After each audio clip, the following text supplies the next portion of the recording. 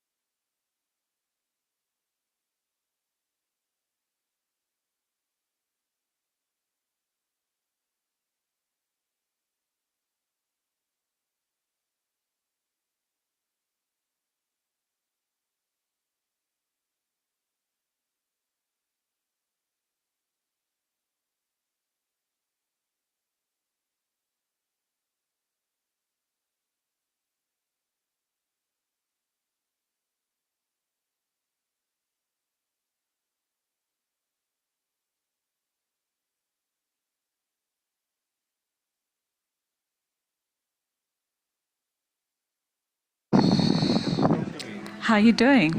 I'm doing fine. Also, You're doing fine. doing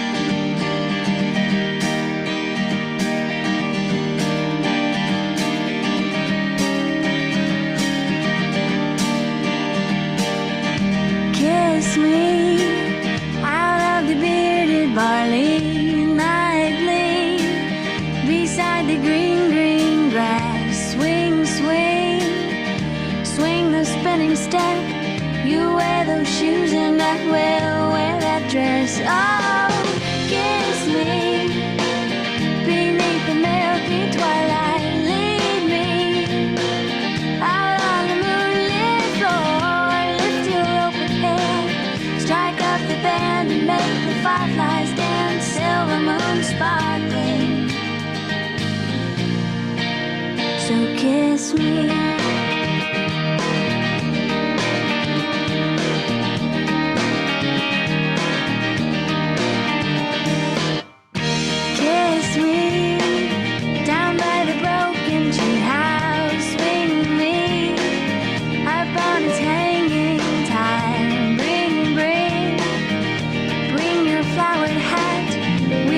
Trail marked on your father's map.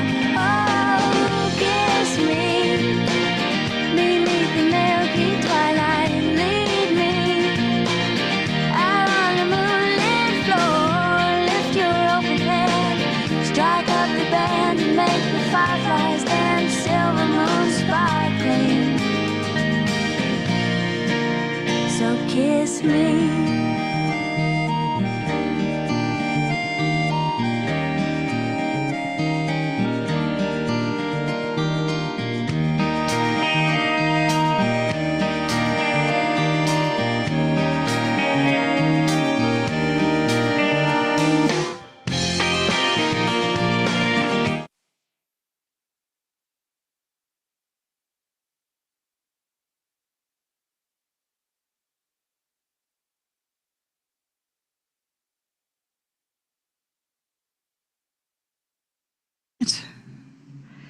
Ladies and gentlemen, a very good morning to you and a warm welcome to the Total Remuneration Post-Survey Summit for South Africa. My name is Mpho and I will be your host for today. On behalf of the Mercer team and the organizers, would like to extend our greatest appreciation to yourselves for your presence here today and for joining us. It is our hope that over and above the festivities and the interactions today, you will take away some nuggets for yourselves, for your teams, and for your organizations. Compensation serves as a fundamental pillar in the domain of human resources, playing a pivotal role in attracting, retaining, as well as motivating employees.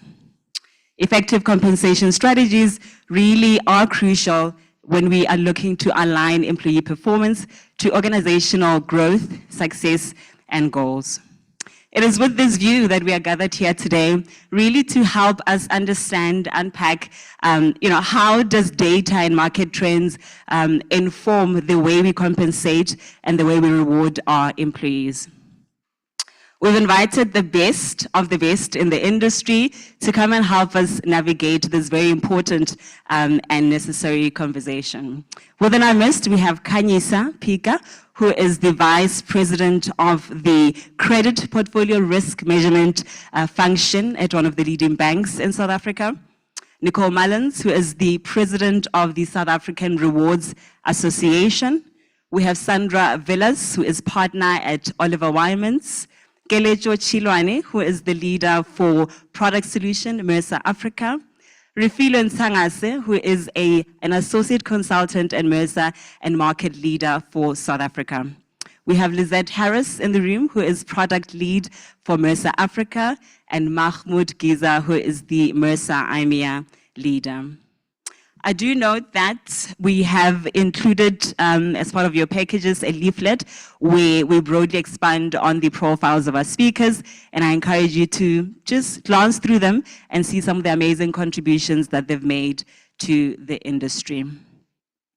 A special thank you to our international guest, Mahmoud Giza. Thank you for joining us. A thank you to Michelle Pienaar, the CFO for Marsh McLennan Africa. A big thank you to our speakers and also to our clients for the day.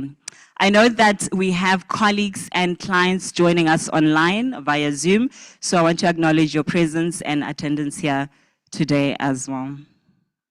Before we dive into the program, perhaps some housekeeping rules for today.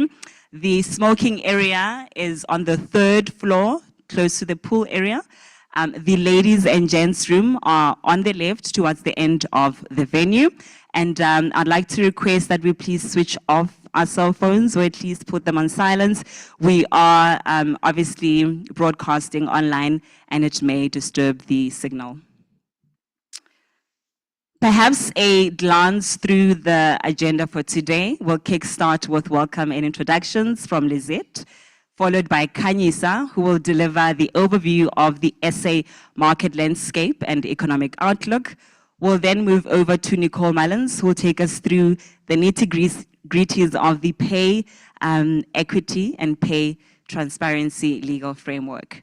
We'll break off for 15 minutes, comfort break for you to enjoy refreshments, and then we'll return for the second session of the day.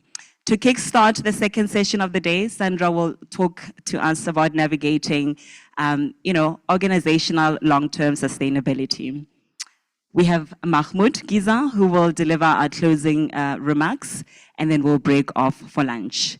I do know that for our clients, we have arranged training on our WIN platform, which is essentially the way we deliver our survey results. And I encourage you to stick around. We have our colleagues, international colleagues, who will be delivering that training for us. Ladies and gentlemen, to kick us off, please help me welcome Lizette Harris onto the stage. Thank you.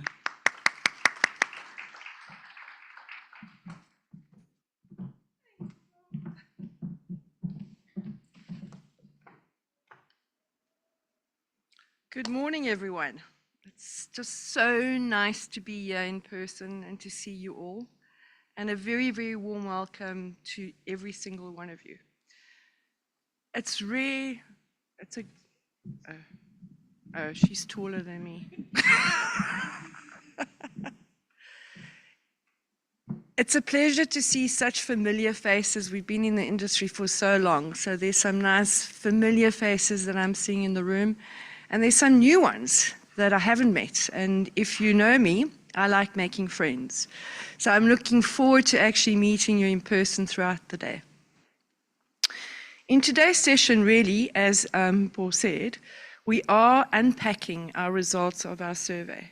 But more importantly, we're going to take a deeper look into what sustainable pay practices look like. And in today's rapidly evolving world, sustainability is way bigger than just environmental impact. It's about creating business practices that are equitable, fair, transparent, long-lasting, and resilient. Those are not easy things to achieve. To help us unpack and explore different ways of defining what that looks like and how we can actually develop this in the short term, but also in the long term for our organizations, our planet, and our continent, we're very privileged to have our speakers, Kanisa, Sandra, and Nicole. And I encourage you and I implore you to actually use today to unpack what resilience and sustainable pay looks like for you in your context, in the context of our continent, and how we actually move forward. And with that, let me welcome Kanisa. Thank you. Enjoy the day.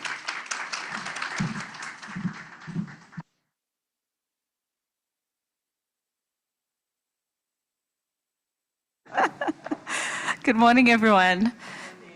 And thank you so much, Mercer, for having me today. I think, all of us, if we in this room, I want to believe that we remember a time and place when that first lockdown was announced over 4 years ago, right? And ever since then, we've really been quite edgy, thinking things are getting better. We are going to go back to normalcy for some people. Other people thinking, actually, we like this new uncertainty. But I think today what I want to discuss with you is that even in this roller coaster ride that we've been on, while we think things are getting better, then Ukraine and Russia started to fight, and it became an intense war that's still ongoing. Then we worked our way around it to live through it and still trade and still get food prices to come down. But then as we were getting used to that, thinking things will get better, now we have the Middle East conflict that's occurring. And all of it are just, I think, moments in when we do catch our breath while we're in this roller coaster. We get a moment to reflect and think about new insights of how we can actually path a way forward beyond this great uncertainty. So today I want to share with you really 3 key things that highlight where we are now. If you can move to the next slide, please. Move on, yes. So today I want us to just reflect on where we are currently in terms of the economic landscape. Then I'll talk a little bit about the risks that are impacting the current operating landscape. And then we'll get into the topic of the year, right? Elections, elections, elections, but we'll draw it down to just the US and South Africa and their newly formed government of national unity.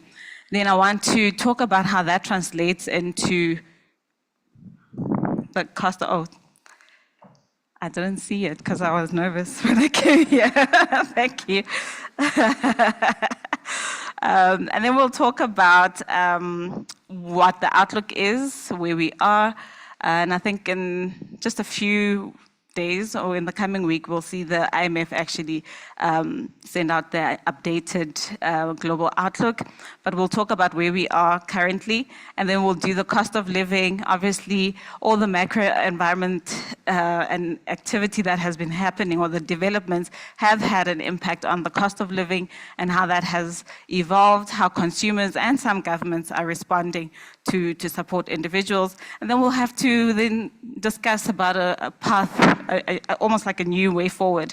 How do we make the best out of this uncertainty? As you've probably heard, never waste a crisis, or never, there's always opportunity in a crisis. So that's what I'm going to share with you today. But let's start off with the things that have been good so far.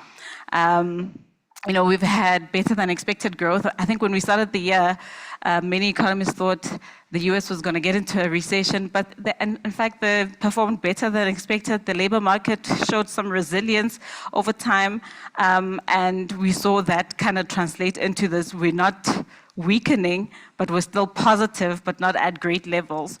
Then we saw that growth is going to be different for different countries because of their own inherent and internal domestic factors. But the good thing is that inflation has started to recede, and also the impact of COVID is slowly getting its way out of many economies. And with inflation coming down, as you've followed with the news, we've actually seen that a lot of the major central banks have also started to ease interest rates, meaning that borrowing costs are going to be much lower. But I think we'll discuss that later. We're not excited as yet because we are still experiencing high levels of debt, and the beginning of an easing is great for expectation, but not necessarily for fast growth as we might expect. Then we'll talk about growth in South Africa that has been supported by the newly formed government of national unity, and that has also pushed up some of the confidence levels for investors and some consumers as well.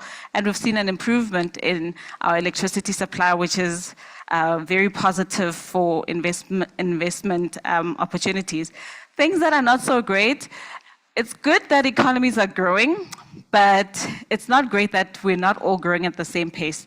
So that has impact for demand, and especially when you think about where China was expected to be, and their property market actually set everyone else back, because especially in the African continent, we rely on China's demand for commodities, which we are so rich of as a continent. And with their slow growth throughout the year, we've really seen that, yes, commodity prices had their own volatility. There were some wins, but it wasn't sustainable, which is what we prefer. There's still a risk of the US recession coming up. Usually when the US Fed starts cutting rates, it's always followed by a recession. So now the whole timing, I'm sure you've heard the discussions. Are they going to do a soft landing? Are they going to do a hard landing? Some are saying, is it going to be quicksand? We don't know. And I think the uncertainty of the environment is saying we can expect that a recession will definitely come. How soon? I think it's what we're timing in terms of markets. And then the whole war in the Middle East has affected, yes, supply chains, disrupted some and delayed some of the trading aspects along that. But it's also opened up some opportunities, of course, especially for the East Coast line of Africa region, because now that whole trade that trades with with Europe has now come and diverted around the Cape of Good Hope. And we've seen some improvements even in our port and logistics system in South Africa, which I suppose should bode well. So maybe let's highlight some of the risks that are still happening right now. Very elevated, but I think we are in the right direction. Things are going to be better. Economies are still going to post positive growth, but it will be divergent, as I mentioned. The geopolitical tensions, the escalation in Middle East, we saw that just a few days ago, there was a reoccurrence of an attack in Gaza, in that whole Gaza Strip with Lebanon. And now the whole discussion is around the retaliation of Iran, how big the impact will be and what would that mean. But the whole discussion is around there isn't a likelihood that Israel's re-attack or defense is going to attack Iran's nuclear or energy portals, which would be then detrimental for everyone, I suppose, across the belt. With sovereign risk and liquidity risk, I think, especially in Africa, it's good that interest rates are starting to come down, especially for those countries that have high debt levels that are dollar denominated. But we've seen throughout the year, some countries like Tanzania, Kenya, Ghana had reported that they had dollar shortages, which meant that international trade was disrupted during those periods.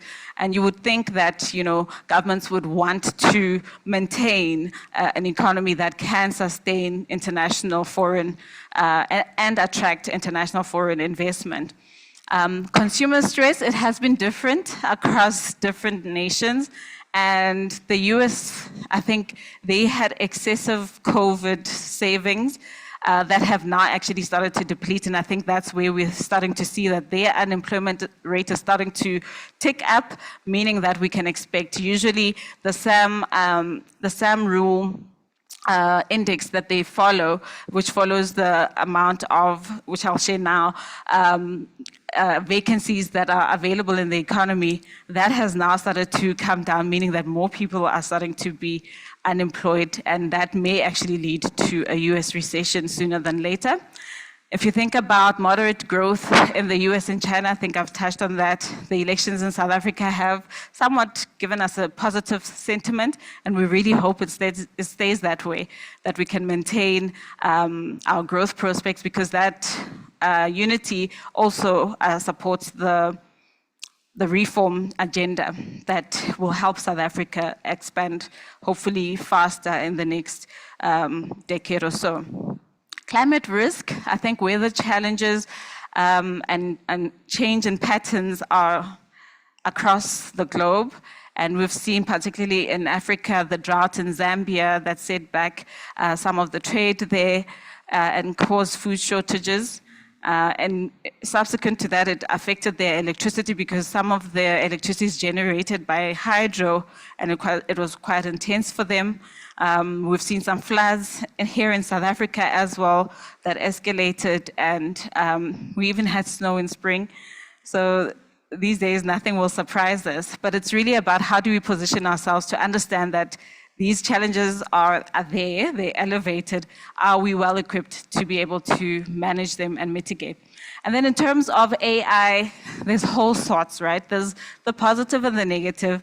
And I think the negative is really about generated misinformation and disinformation that can occur, and how careful or how clued up are we about what's real versus what's not, the deep fakes that actually occur, especially in an election year where you want, in democratic countries, where you want democracy to prevail. How do you still sustain that and share information that actually empowers citizens rather than put them into fear or cause disruptions like unrest and things that are not good for business. And then cyber attacks, I think that's an ongoing attack that's always been monitored, and it gets different every single time. I think the cyber attack people look at AI and think, yes, what can we try now?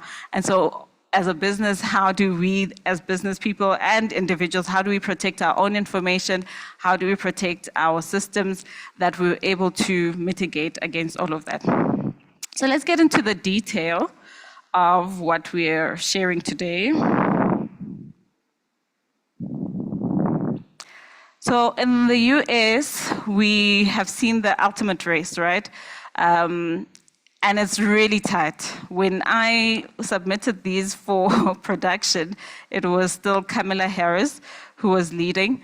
But even yesterday when I checked again, she was still leading, and she's leading in some of those swing states that are quite critical for the presidential race, and many of them very tight, just like that, 48, 49. It's really close, and it's anyone's game, really. But I wanted us to talk about what policy implications we can expect if Kamala Harris wins versus what Donald Trump would do. And by large, I think it's really about human rights for Kamala. She's now doubled down her campaign to say she wants people to have an economic environment where they can thrive. She wants to support families that have been vulnerable and hit hard by high interest rates. And we know that in a Republican governance, inflation is always lower. They prefer a lower inflation because then interest rates can be low, and that bodes well for people investing or taking loans for long term. We know that he prefers tax cuts. Meanwhile, the Democrats prefer that they can do fiscal spending, spend and help and support businesses that are, families that are vulnerable. But at the same time, while they prefer tax hikes for the wealthy, on the other hand, the Republicans prefer that you'd rather not tax the wealthy and leave them alone and charge businesses less so that they can actually reinvest in their businesses. But we know what the effect of that is, that profits don't always lead to economic growth, and we've seen it in South Africa, right? While the JSE will continue to have high profits, it doesn't mean that the underlying economy is actually growing. And so there's that trade-off as well. I think when it comes to healthcare, again, because the Democrats prefer to uplift and serve the people, they want a holistic and almost like centralized healthcare plan that will make everyone at least afford and reduce some of those prices for healthcare products, like, well, some medicines that families actually can get, especially people with chronic diseases. And then in terms of trade, I think Donald Trump has been very strict about how he wants to manage China and what that means for the US economy. But I think with the Democrats, they might want to maintain all of those relationships that actually support some of the business elements and the economic activities in trade, and maybe not too strict on some of those tariffs that may occur. I think the biggest one that people like to talk about is, will Kamala Harris actually continue with the wall? And I don't think that's the case. She might not have the wall against the Mexico border built up, but Trump will definitely want to continue with protecting the border gates like that, and include, and process that exclusion policy in terms of, if you think about it, you do want to have documented people in your country, which is a positive, but I think the approach and how he has kind of articulated it, it seems that then he wants a separation, which is not necessarily what America is certainly set about in terms of the American dream. Moving on to South Africa, I think I'll spend a little bit of time here, but it's really centered around how the GNU is going to be supportive should it be able to succeed and sustain itself going forward. It brings a lot of hope in terms of, I think South Africa has proven now multiple times to have political maturity, right?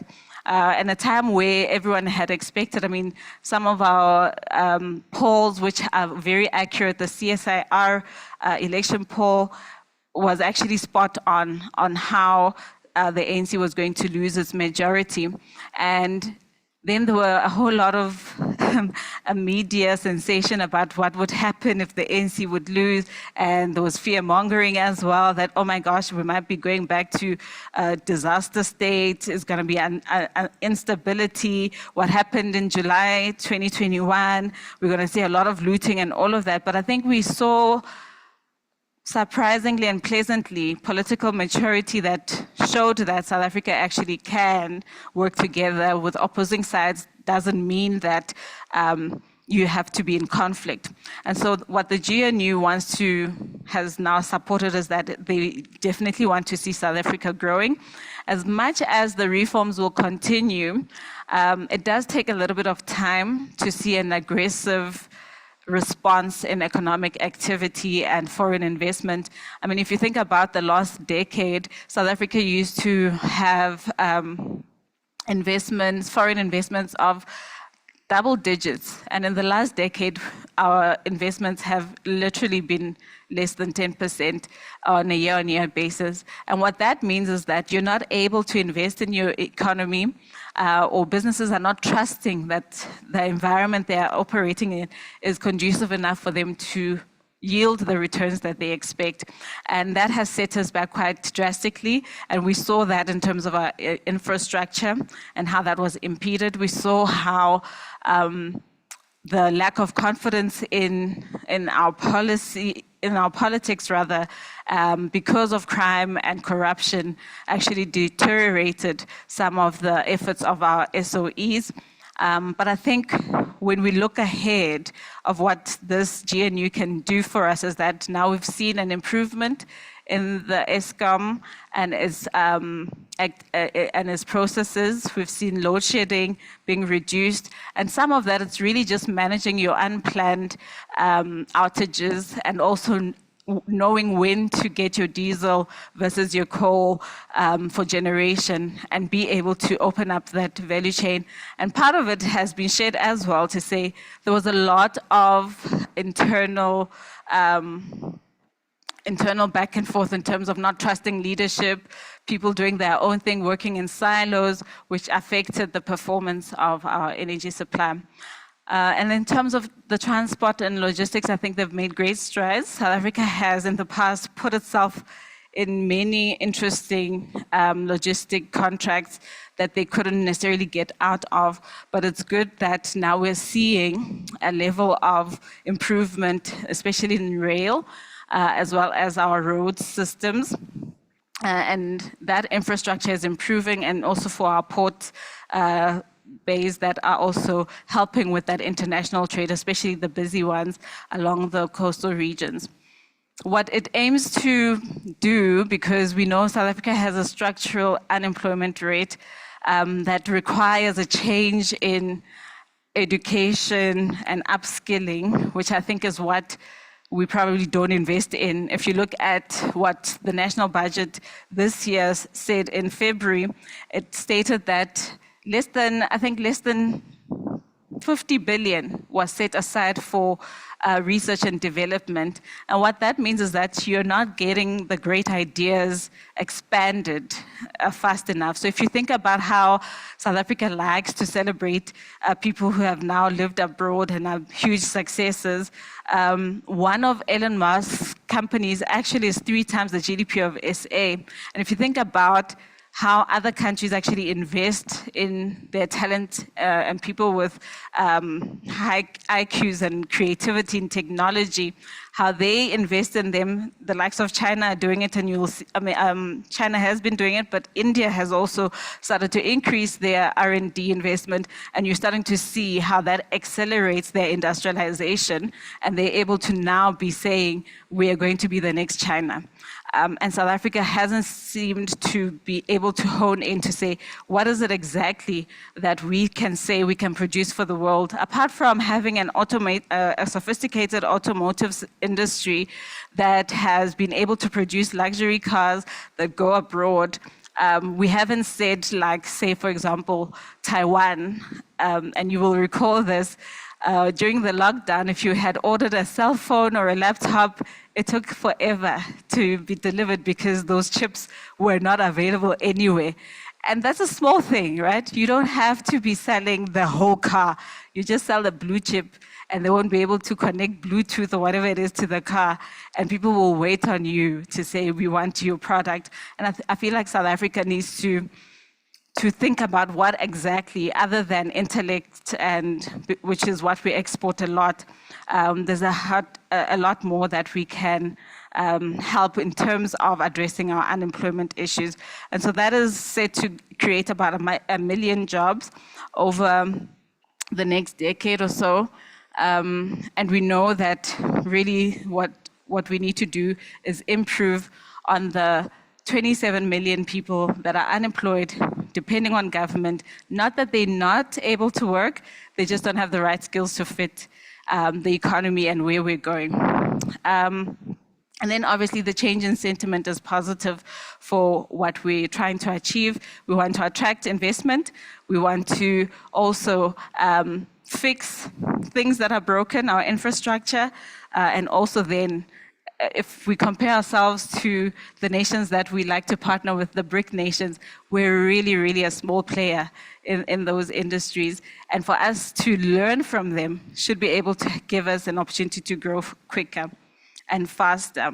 I think in the next slide, I just want to share just a highlight of, yes, growth will continue growing. Inflation will reach central bank preferred targets, and we'll see more rate cuts coming. But I think the misconception is that interest rates are being cut, things are going to get better, but that's not really the case, right? If you think about the pace and the depth of how after COVID, then the Middle East commotion, inflation was still very high, and services inflation actually is still very high in many economies, which also then threatens the direction of where inflation might land for many of these countries. And maybe part of the reason why central banks waited this long to start cutting is because when the hiking cycle started, it was so aggressive. I think in South Africa, we hiked the rates by about 475 basis points, and we're only getting, if we're lucky this year, 50 basis points this year, but maybe over the next 2 years, we'll get, say, 100 basis points. That's not even, half of what we've seen over the last 2 years or so. And so what I mean by that is that the level of intensity or discomfort that people or businesses actually encountered during the hiking cycle will not be reversed by the slow, gradual decline in interest rates. So I think it's because of that mismatch, we'll see. But I think in terms of international trade, those disruptions have positives and negatives.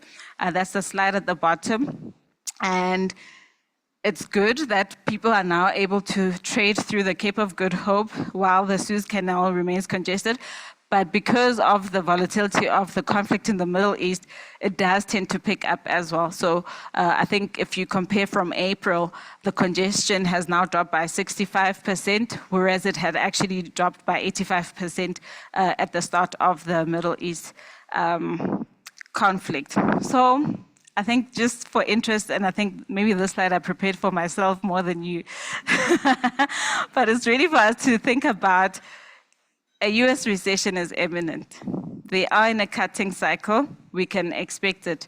The timing of it is really up to us in terms of how it may impact our businesses or how we operate and our country as a whole, right? And on the soft landing side, it's because the US Fed believes that they waited enough to be able to get right where the curve is. They don't want to admit that they were behind the curve, but we will let them. Enough for them to actually act and front load that interest rate. As you saw in September, they cut their interest rate by 50 basis points, whereas people had expected that at least they'll start off with 25, but 50 basis points was really welcome. And part of it is because the labor market was still very much strong. And at the time, savings by consumers were still quite elevated. Well, not elevated, but they were still there. They were still positive rather than negative. And I think risk assets were the ones that then would be kind of preempting where the direction would go and then position themselves for better. In the past, I think after a rate cut is announced, you will see that there would be a rally in some of the risk assets before that, and then you will see it stabilize again. But for a hard landing, it means that the recession might be just deeper than what we expect. Like I said earlier, that some people are saying it'll probably just be quicksand. You get into a recession and you dip back up and it won't even be that deep. But for a hard landing, it would really mean that the economy becomes stagnant, which, because of the resilience that is shown throughout the year, might not necessarily occur. But if you look at the Bloomberg polls right now and other consensus, we started the year thinking, well, at the end of last year, we thought, okay, there's more than 50% chance US will get into a recession. As the year started, that dropped to about 30%. Now that has now increased again. There's more people believing that a recession is imminent. And I think the debate is really around how deep will it be and what does it mean for the financial markets.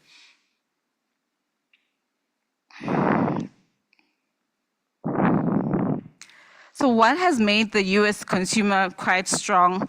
And now we're starting to see that shift in their strength, right? So they had quite excessive pandemic savings. Part of that, they were also still working and earning and buying durable goods during that time. But what we've started to see is that they're starting to show high levels of delinquencies, and they're starting to grow on just the credit side, right? You see that their prime, the red chart over there, is still quite low, and that's because they've enjoyed long-term low interest rates in the past. And that has sustained their leverage for over a decade or so. But when you start seeing like student loans not being paid, I think that's where people start discounting what do they not pay anymore. Yes, financial conditions are starting to loosen up, but at the same time, that pace doesn't necessarily mean you have more money in your pocket. More people are quitting, who were quitting during the 2021 cycle. We've seen that the job numbers of hiring or employment rates of hires are now also starting to come down, but that gap is also being closely narrowed now with the quit rates and the hire rates also following the same direction. So as much people who are getting hired is dropping, also those who are quitting, it's getting smaller, meaning people want to be employed at this point, which means that there might be less vacancies than the economy expects or can provide, and that will lead to unemployment, then pushing the economy to a recession. And if you think about where the financial stress index is, here they just give, I think the Goldman Sachs gives an index score, a Z score, that will just show what to expect. So when that red dot, where that red dot is, it's really indicating that because this index has almost accurately predicted when a recession would occur. So as it ticks up there, you're expecting that by the start of 2025 or so, we should expect a recession in the US. For South Africa, so I've spoken about durable goods having not been bought, and that has come down quite considerably. And you see an increase in services in spending. And that tells you that people are buying healthcare, financial services. Those are the prices that have gone up really in the current slowdown in terms of inflation, because fuel prices have remained significantly comfortable, but services inflation has actually ticked up. And if you look at personal savings, that has now dipped below the long-term average, and that has actually depleted for some of these major countries.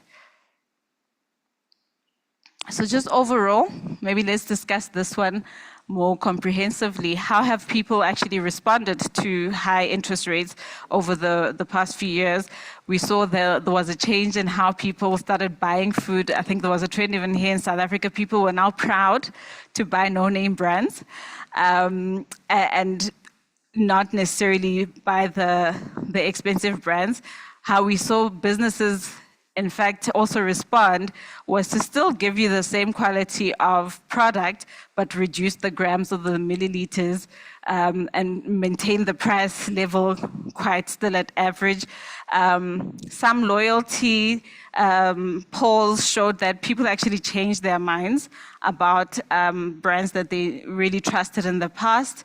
And I think we saw that quite a lot in South Africa, especially with the people still wanting to buy new cars, but thinking perhaps they can go for the Asian market cars and the less expensive luxury cars that are produced by the Chinese, for example, versus your German cars that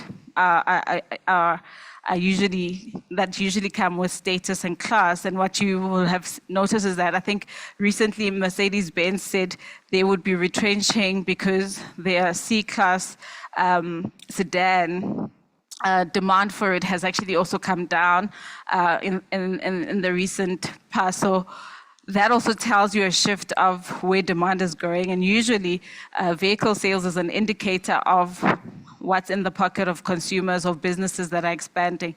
And when you start seeing a shift in brand and trade and financing, that tells you that the consumer is trying to survive something or at least keep money in their pocket.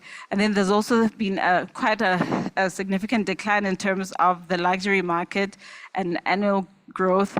And I think what's interesting is that we're starting to see a whole lot of luxury items being advertised all of a sudden. Things that used to seem exclusive are now in everyone's face, and I think it's an opportunity for those who've always wanted to test those markets. And then they've also quite segmented, right? You remember that luxury brands usually have exclusive clients. Now they've created a market for entry level so that they can actually maintain their revenues.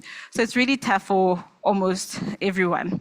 And to close the discussion off, it's really about what are we expecting. Growth will be modest, but it's still positive in many countries. While the US might get into a recession, it might just be that soft landing. It might not be that depth.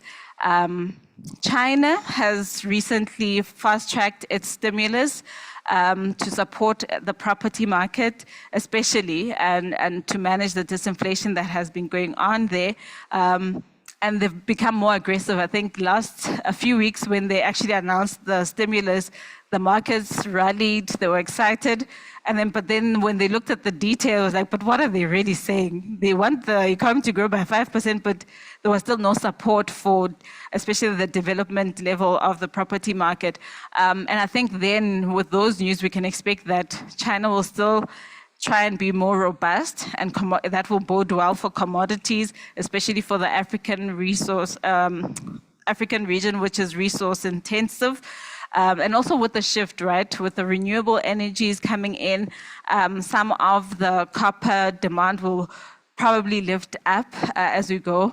But because of a slowdown in the overall global growth that is expected, that growth is not really going to be fast. It'll remain below 4% next year as well. So you do expect that oil production will just be to meet with that low economic activity that's expected.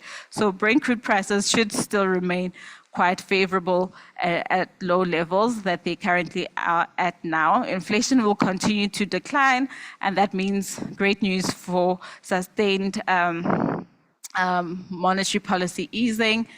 In terms of income growth, I think we're going to see income growth decline over the coming year or so.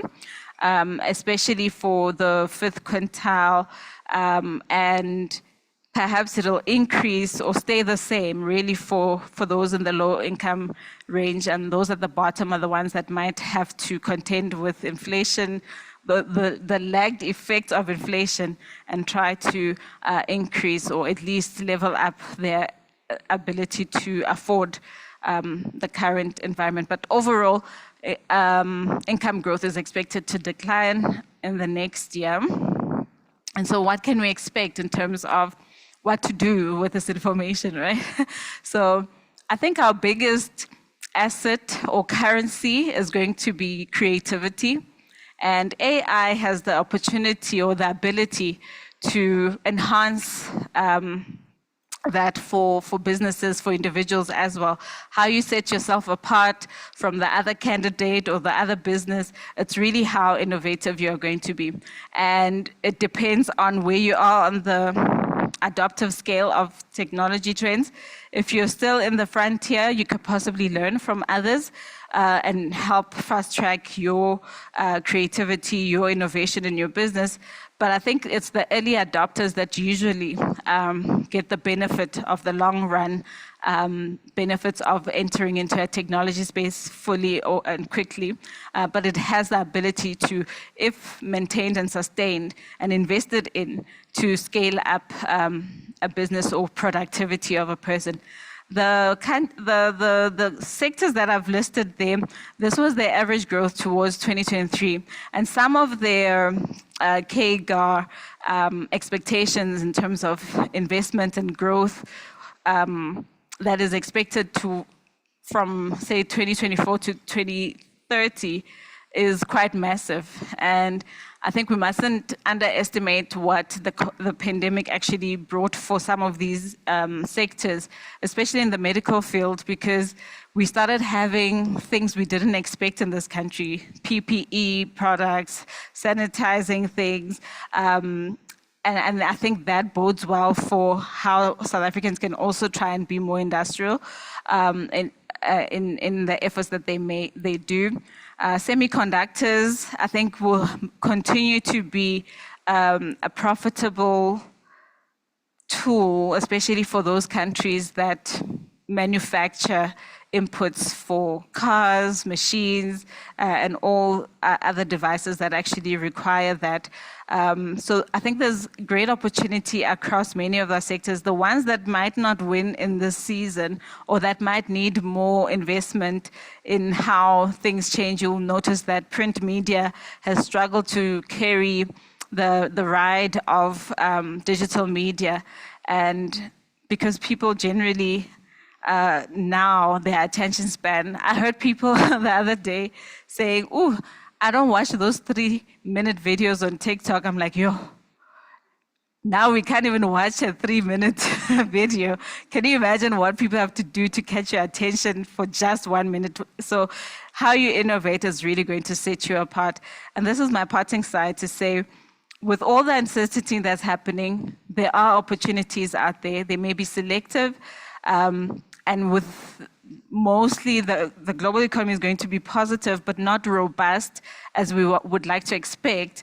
How are you positioning yourself as an employee, as a business, to be able to not be at the bottom? I think one of the biggest lessons in development economics is that there will always be the poor or the lower class or the bottom of the barrel. Just don't try not be that, so that you can give back and actually industrialize and create opportunities for others. Thank you.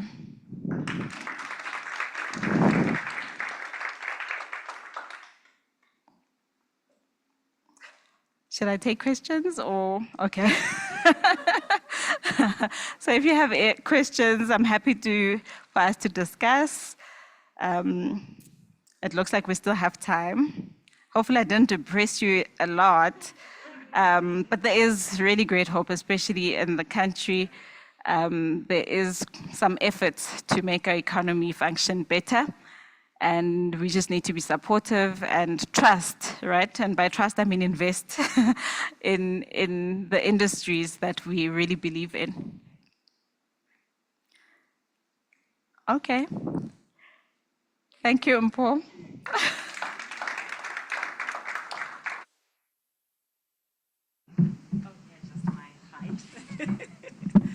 Thank you very much, Kanyisa, for the insightful economic update. And as a token of our appreciation, we've prepared a gift for yourself. Thank you. Thanks. Thank you. Ladies and gentlemen, just a slight adjustment to our running order for today. We are going to follow on with Sandra Villas, who will be covering organizational long-term sustainability. And in the second half, we'll have Nicole Mullins, Kelecho, and Rufile taking us through the results of the TRS survey. Thank you. Sandra?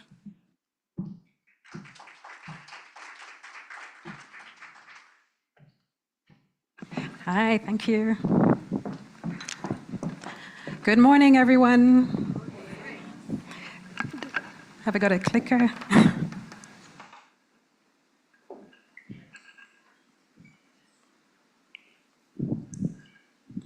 Good. So morning again, everyone. It's lovely to be with you this morning. What I thought we would talk about, and what I would talk about, is just to give you a little bit of a sense of what we are seeing, we as Oliver Wyman, in some of the work that we're doing with our clients around sustainability, and some of the discussions we're having with clients and the challenges that they're facing, and just talk a little bit about how sustainability is impacting the way that they manage their people and organizations.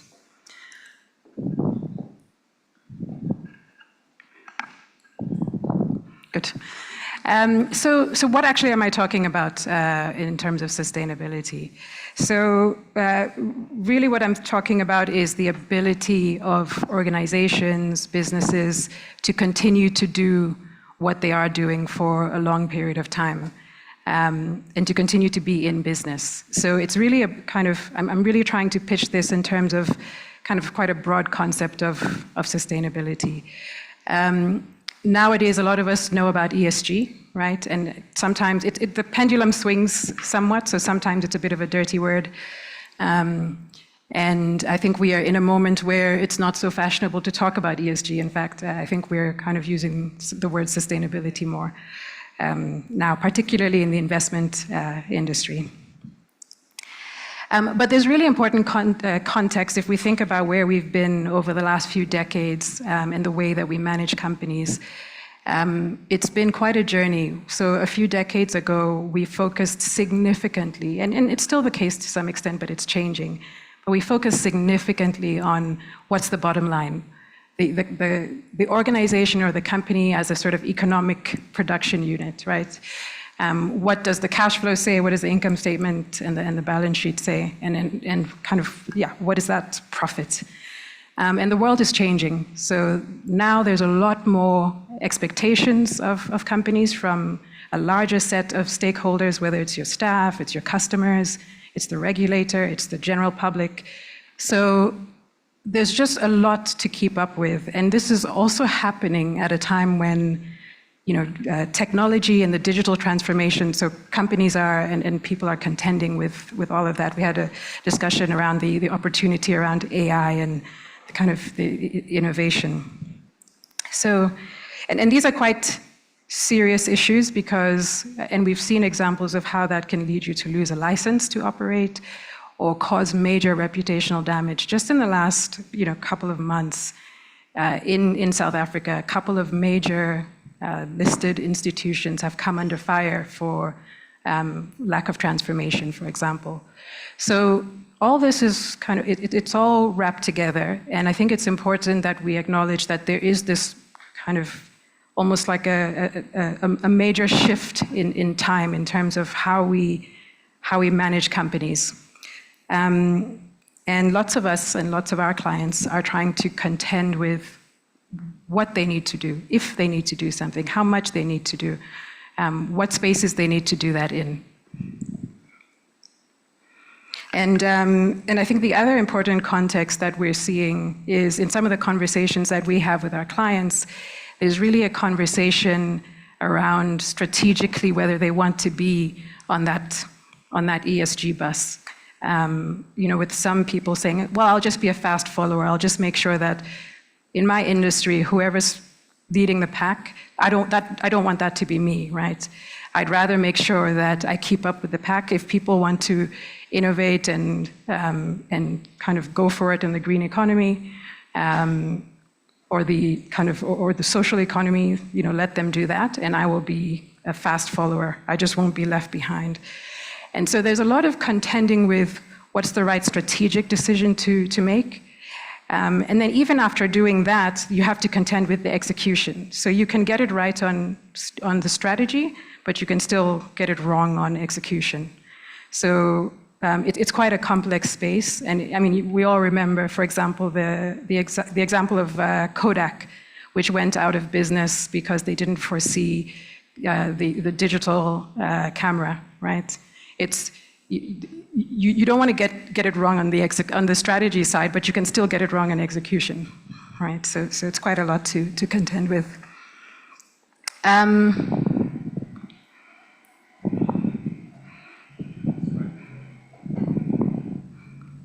Sorry, went too far. And if you are in the business of managing people, right, you have particularly a lot to think about. And at the risk of, sounding somewhat pedantic in terms of us understanding how this interacts with how the world of ESG interacts with how we think about managing people, it's not just about the social, right? The S of the social. It's also about the environmental, because you have to think about kind of health. You need to think about the effects of pollution in where you operate, and for certain industries. And what your staff are exposed to, what your customers are exposed to. So the physical environment actually poses risks to the staff and therefore to the organization. There's the transition risk, not just the physical risk, which means, am I going to continue to be in business? Can I continue to offer employment? How much employment? How many people can I employ? For how long? In what sectors? Are they in sectors that are needed kind of more broadly in the economy? Am I contributing to reducing unemployment? Is my regulator going to come at me for the way that I'm operating? May I potentially lose my license to operate? So the environmental space has interactions with, or has implications for, and for the way that we manage people. And then obviously the social space, right? So pay equity, am I kind of, what's the, do I have good pay equity in my organization? Am I respecting labor standards, issues of diversity and inclusion, and, human rights issues, which also then intersects with kind of my customer base and the way I operate in the broader community. Issues around privacy, data protection, which is not just about staff again, it's also about customers.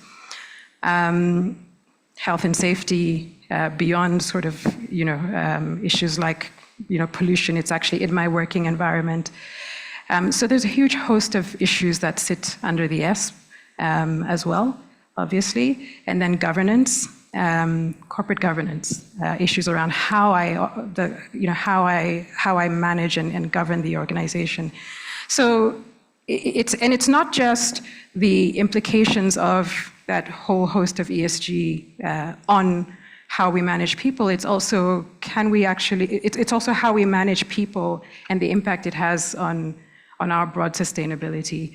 So one of the things that we're seeing is that organizations are really struggling with preparing their people and preparing their organization to really be in this sustainable world, to be in a green economy, to be in a just transition economy, and so on and so forth. So lots of challenges. And I think, it's worth saying, and if I just go back a second, this is hard stuff. And what we are seeing is that, the bad news is that it's not working out too well, right? If you step back and look at this from a system-wide perspective, how is it going? It's actually, if you kind of look at it in terms of both, public and private sector, both formal and informal. We are struggling with income equality, or income inequality, I should say. We are struggling with unemployment. And then if you look at the environmental space, for example, you don't have to go far to see the news around the kind of limited progress that's being made on, climate transition. So again, not to kind of be a downer this morning, but it's really just to recognize that we are in a big shift, and we are struggling to keep up as organizations and as companies. But I think the good news is that there's a lot of opportunity, right? And I think the companies and the organizations that can get it right really have a huge opportunity here. To be market leaders, to innovate on products and services that are part of this new economy. And the world is changing as well. People want companies and they want organizations to behave differently. People want to work in organizations that make a difference, and that's increasingly the case. There's a big generational shift that we see. We ran a report through the Oliver Wyman Forum on just understanding Gen Z attitudes, and it's quite eye-opening. But it's really, you're starting to see quite a big difference in the way people behave as a staff member, the way they behave as a customer, the way they behave in leadership in organizations as the younger that they are. And I think it's an important thing if you manage people to really understand that generational shift is so huge. I think sometimes we sort of underestimate the importance of that for kind of managing employees and making sure that you have good productivity and people want to work in your organization. For customers, for the partners and suppliers and other parties that you deal with. So it's not just about sort of the investor base, which we are increasingly seeing that, investors actually, we are seeing a slight benefit that attaches to companies that get this right. And then obviously, in terms of policy and regulation and all of that. So hopefully this is going to work. I thought we'd just play a few seconds of a video. Just, is that something that we can kick off from there? 1 in 5 members of Gen Z would switch brands if the brand did not align to their values. If a company is exploiting their workers or has issues within their supply chain, we are willing to find alternatives, because now quite frankly, there is more options that we have. So for companies, it either means adjusting your morals, adjusting your business plan, and working with Gen Z, or you get lost in the competition. So, yeah, this is, revenge of the Gen Z. and we're not seeing the pendulum swing as well, right? Because there's a generation after Gen Z. And, if you're thinking that you'll sort of ride it out, that's not going to happen. And I mean, I have kids and I can tell you. So there's a lot to contend with, but there's also a lot of opportunity. And it's very difficult.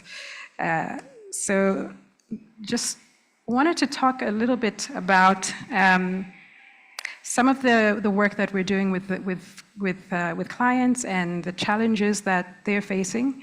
I work in particular a lot with financial services institutions, but also more broadly. I think I have deeper knowledge on financial services, but broadly across kind of ESG and sustainability matters with our clients. But what we are seeing is there's really a shift in the kinds of skills that are required, the kind of resourcing levels that are needed to make this a reality.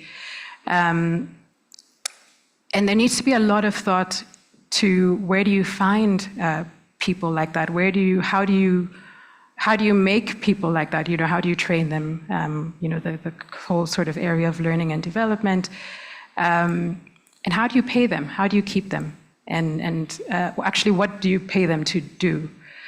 And so this is just an example, and it's not complete. It's just a few of the things that in the banking world, for example, people are really struggling with, and the kinds of skills that are in demand, and people trying to figure out, how senior should this person be? Should they be reporting? Should there be a head of sustainability reporting into the CEO to really sort of drive it? If it's really part of the purpose of the organization, and you don't make that person senior enough, you don't pay them enough, well, first of all, you may not get that person, but you also may not keep them around. You may not have enough advocacy at the senior level. You may not have enough influence at the board and EXCO level.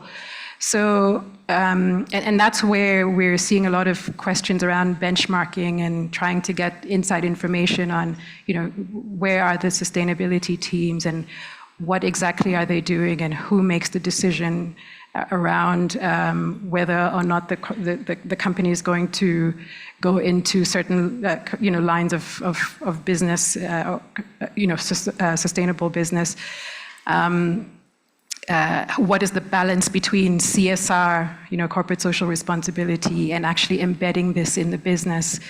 How are we actually going to make this something that hits the bottom line, or are we just going to, put some nice pictures in the annual report, showing us kind of, doing some donations and planting some trees. So that kind of huge sort of cultural change that's required in the way that organizations operate really drives straight to thinking about the people that you hire and where you put them and how much you pay them and how you measure their performance. And so going back to the example that I put up on the screen in the banking world, we're seeing a need for people who can build business cases on sustainability. So actually say, what are the benefits from kind of in terms of revenue, and turn that into, and quantify that, not just have a sort of feel good, business case, and actually make a decision around, is this something we're going to do as CSR, or is this something that we're actually going to make a business out of? So the ability to actually quantify that, work with business, people who sit in frontline businesses, and understanding what the opportunity is, and also what is the risk, what is the volatility potentially, what are the scenarios around that kind of business, and how do you design the products, right? How do you price them? People who are able to raise funds, and that's a huge part of this, the issue that we're facing. If you look, in South Africa, for example, if you look at the just energy transition, which is kind of so, hotly debated, that package of financing was, there's so much underlying debate around how that financing came about. A huge set of people, private and public sector, needed to be involved in negotiating those kinds of financing agreements, understanding, whether or not it's concessional funding. Because if you step back and look at this whole shift that's happening, the amount of investment that's needed, and the difference between today and where we would like to be in 10, 20 years from now, it's just the level of skill in the finance, fundraising, treasury spaces that you need to make that happen is actually enormous. I think sometimes we don't sort of appreciate the sort of the level of specificity and skill that's required in that area. And then in terms of measuring sustainability impact, people who have environmental science backgrounds, people who understand some of the sort of risks on the ground, people who understand some of the wrong way risks and unintended consequences that can happen in this space, and not just in the kind of environmental and climate space, right? Which is, I think, often the challenge is that we're often we think we're having a conversation about climate and environment, but in our context, we need to also be having a conversation and elevate the conversation around social social impact and development impact, right? But people who actually understand how to translate and measure impact, whether it's gender pay gap or it's employment, and all of that. And then telling the story is another big one. It's a very difficult thing to get people to really articulate and communicate and get across in a way that's positive for brand, but also matches reality, so that you're not greenwashing or, there are many other colors of washing, right? But so you're not washing, basically. So that's an important area that we're seeing people trying to come to terms with. And then also the front-facing customer engagement.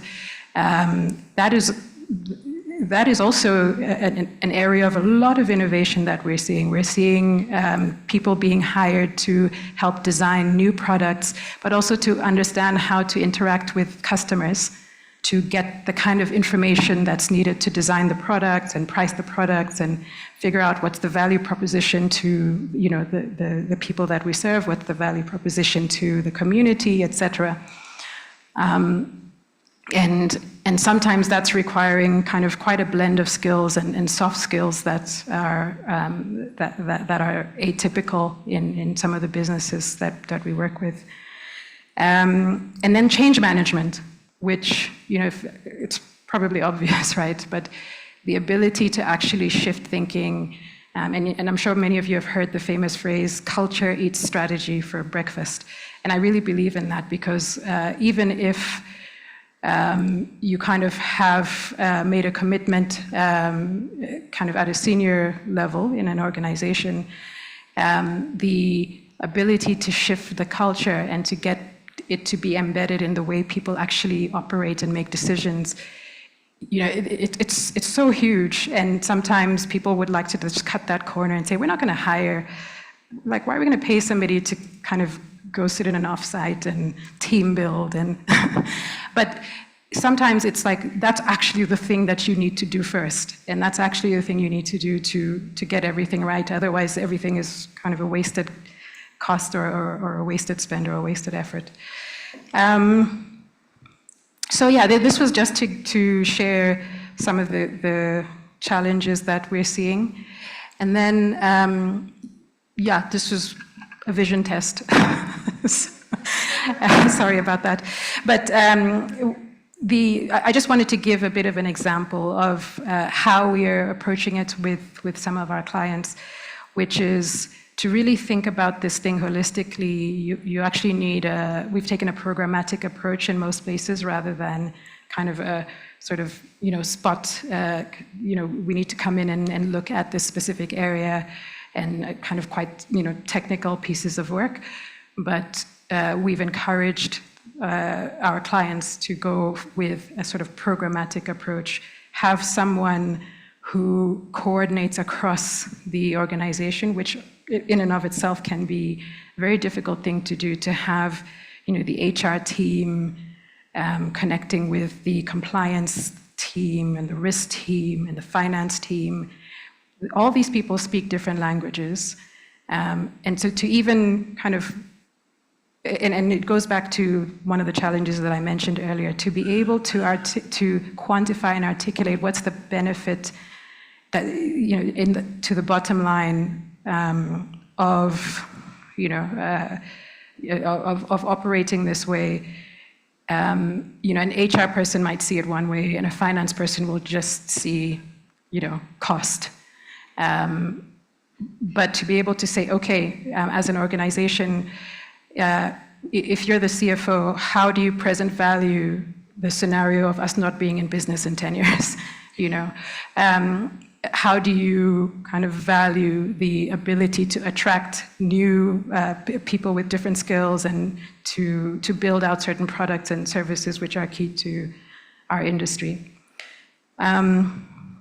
Yeah, so this is one example that we have. It's a real kind of example or a template that we've used that where we worked with a company to really think about the organizational, like the interfaces across the organization, because what we see is this is just one of those transversal areas that's very difficult to for people to get their head around. What exactly should I be doing?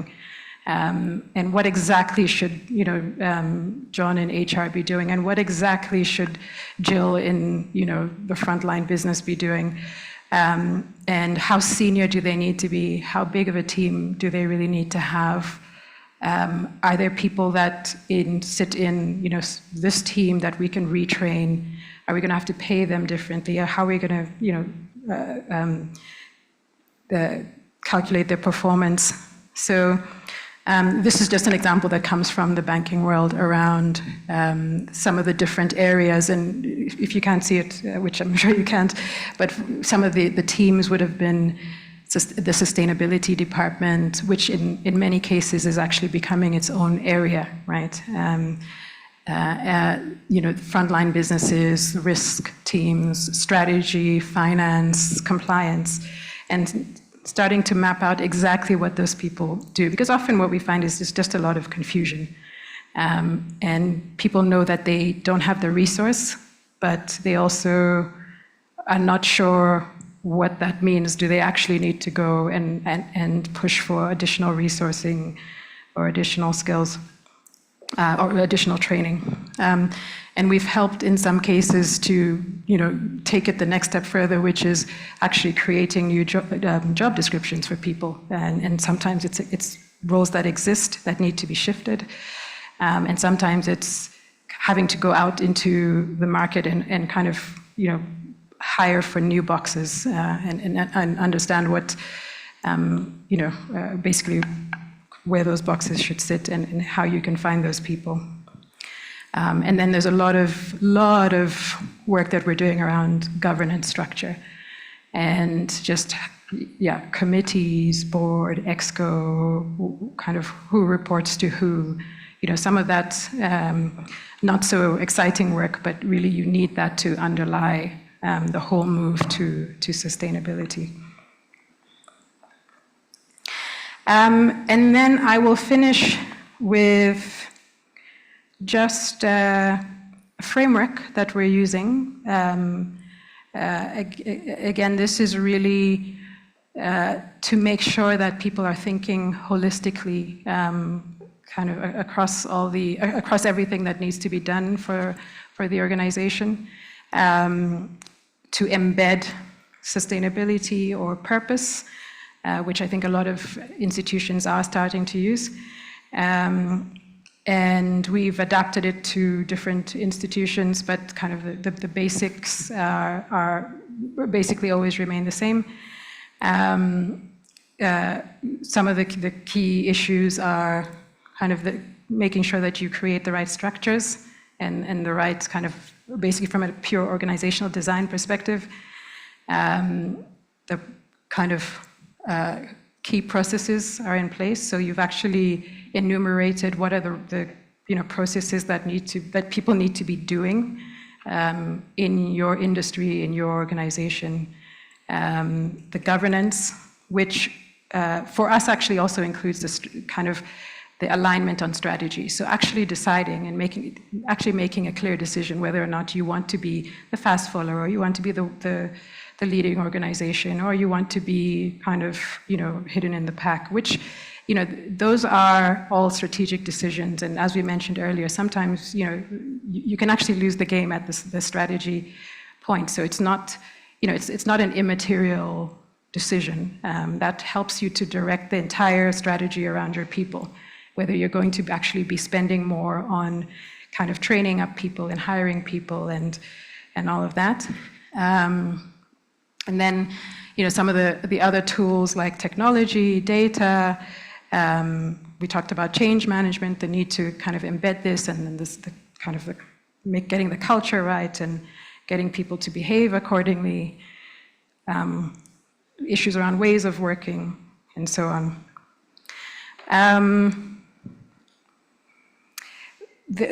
I've also kind of put out some of the kind of typical issues that we are seeing in all these different spaces that I talked about. I mean, I don't want to kind of walk through this and bore you, so maybe I'll just kind of leave it there and leave a few minutes in case there are questions. Happy to take questions. Yeah, there's a question. Or comments.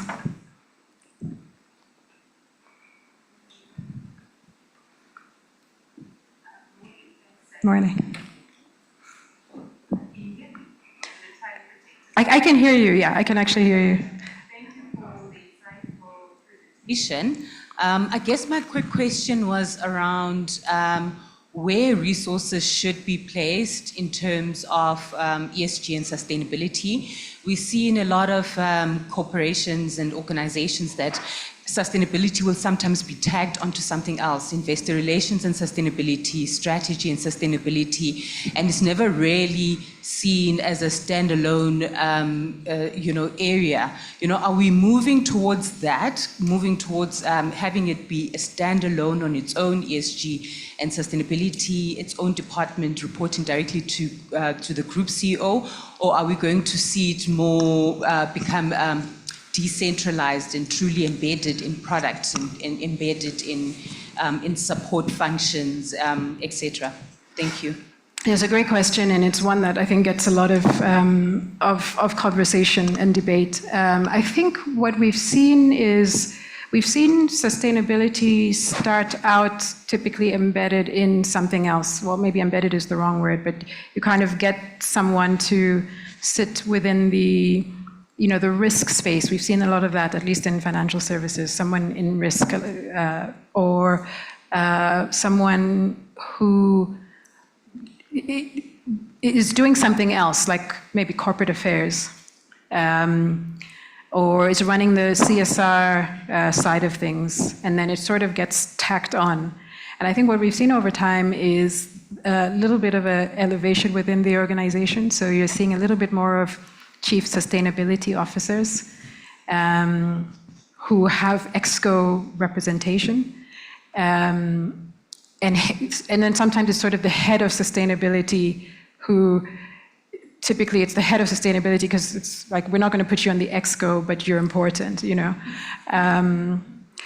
And you're seeing sustainability teams, so people who, when you look at their title, they've got something to do with it, whether it's kind of financial inclusion or social strategy or it's climate, or even now one of the kind of the newer movement, it's towards kind of nature and environment. So you are seeing that shift to have sustainability be its own thing.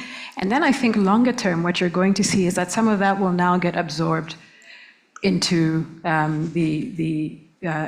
it will become a base expectation in a lot of different types of companies, and a base expectation in a lot of different teams and functions within those companies.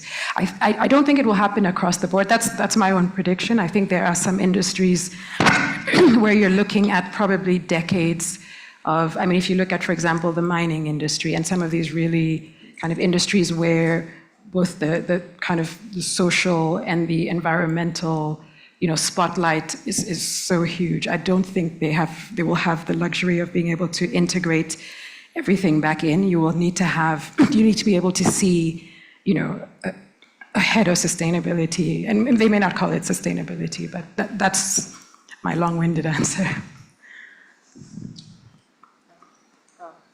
Here's another question. Oh, hi. Hello, thank you so much for that insightful presentation. I just have two questions.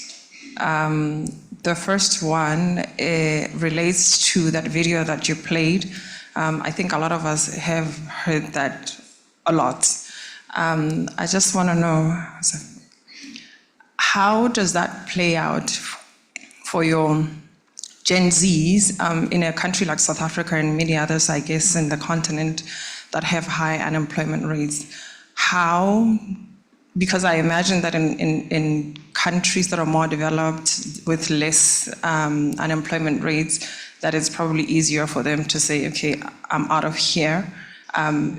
But in South Africa, how does that play out?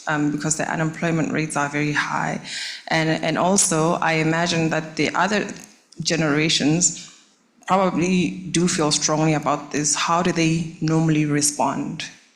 And my second question is, how would you convince companies that are, those big companies that are able to achieve their profit margins, but at the expense of employees, for example, not paying them at the right levels? How do you convince them about sustainability and their sustainability goals that need to be sound?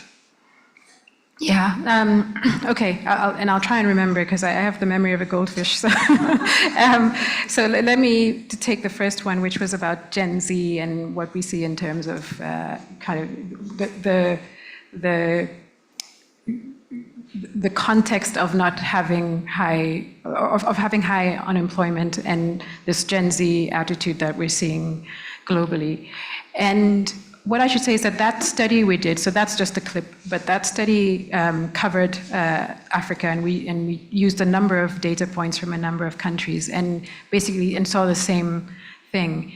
And yeah, and I think people almost you don't even have to have a job to have an opinion on this now, right? It's and I think what we see is the same thing in South Africa. People are actually a little bit more willing to switch, and just if the culture and the organization just doesn't fit, I think you're seeing a little bit more willingness, particularly in younger people, to just kind of go look somewhere else. I think there's a big separation between people who have that luxury, obviously, and people who don't.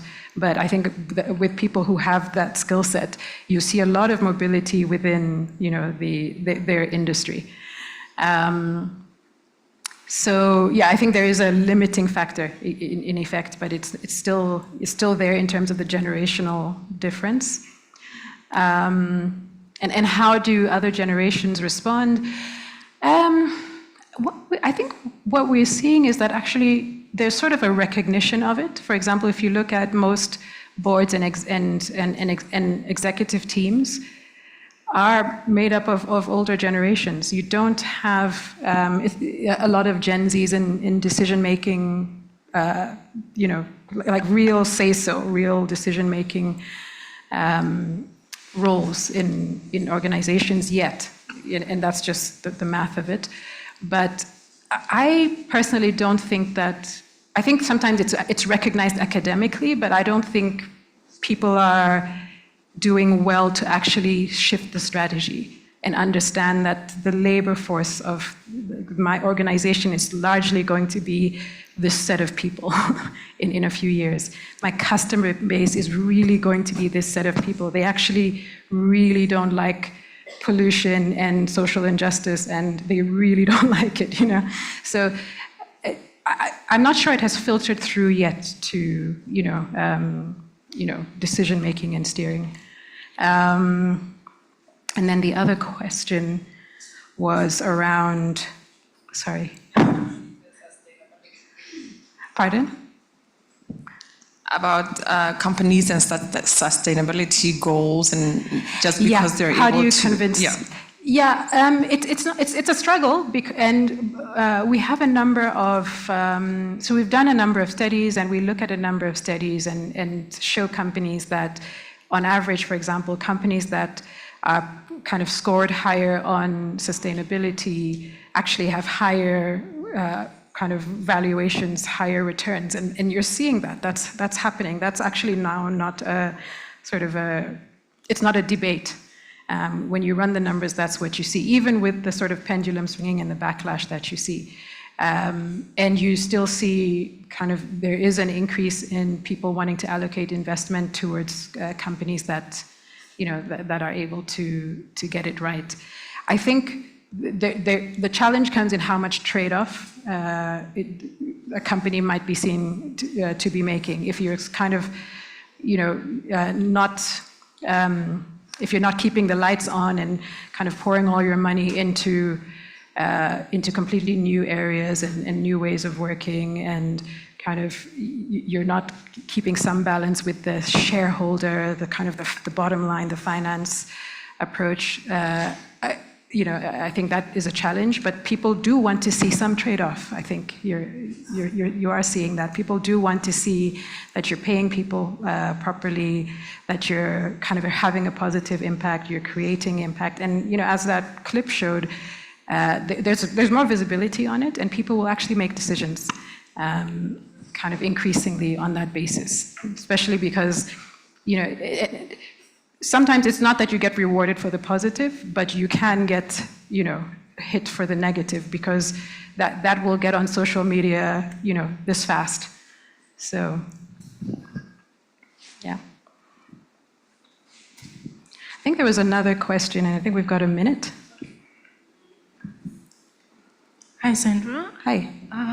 My question is mostly around, I'm in the corporate investment banking space, more credit risk, and what I've noted with the sustainability team is that they don't get the appropriate recognition, the value which they bring into the organization. So as being in the governance space, how do we make sure that they get the right attention, the right value add for the insights which they bring into the organization? I think there's a number of things. One is that there has to be buy-in from the most senior levels, and something as simple as having a CEO or someone on the board be part of, say, recording a video that gets shown to the employees. So that sort of internal kind of promotion and branding is one thing. Paying them properly, defining roles properly. We're seeing a lot of sustainability people who do things side of desk. A lot of things are being done side of desk because people are reluctant to ask for the budget to kind of the allocation and say, if we're going to get this thing right, we actually need someone. And if you look at the number, it's actually not a huge cost, or we need to kind of send so-and-so to this training, and it's only going to take, X amount of time. But sort of respecting the amount of resourcing that's required. And then also, I think being honest about what the strategy is. Again, that are we actually creating a leadership strategy? Because you're just seeing a lot of people saying, we're the leader and we're going to be the leader, and we're really impacting our communities and so on, and putting the nice pictures. But there actually needs to be some clear targets for those people. Like, we're bringing you here to achieve this. This is actually let's all have a vision in our heads, together with that head of sustainability, on what that organization looks like in 5 years. And we're actually not going to be we're not going to do net zero. We're not going to be the most, transformative. But, some internal honesty with that person, I think, is required.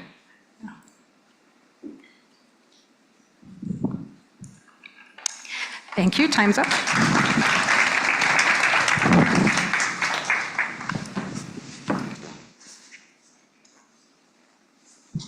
Thank you very much, Sandra, for beautifully capturing the link between talent management and organizational sustainability. And please accept this as a token of our appreciation.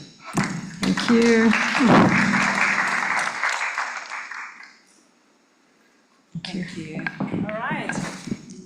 Culture eats strategy for breakfast. That was my biggest takeaway. Truly a jam-packed session today. Thank you again to Kanyisa for the economic update, emphasizing that the ability for organizations to offer competitive and equitable remuneration and compensation structures, it is impacted by how fast or how slow the economy is growing.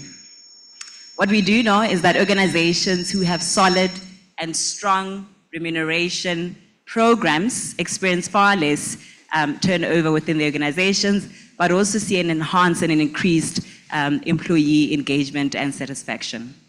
Ultimately, understanding the economic environment and fostering a sustainable business model allows us and allows organizations to create effective reward strategies that align both financial health and employee satisfaction and expectations. Ladies and gentlemen, I will allow for a 15-minute breakaway for comfort. Do enjoy some refreshments at the back, and I will call you back in for the second session. Thank you.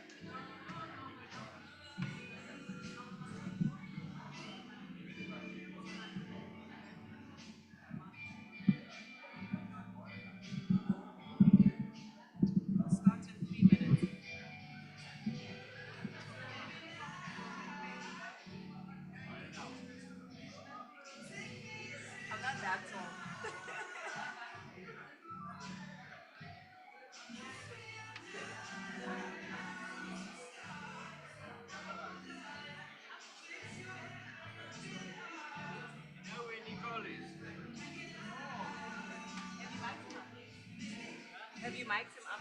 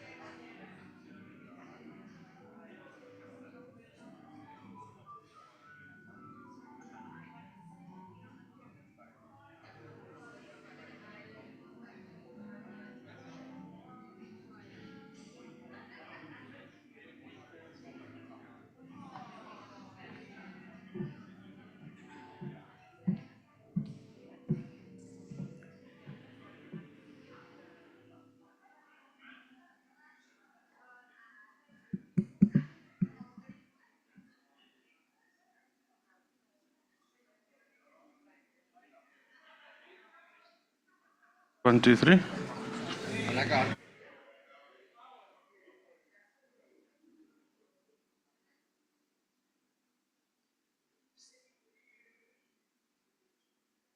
All right. If we can please return to our chairs and resume with the business of the day. Thank you. If our speakers can please reclaim their chairs, that would be great. Thank you.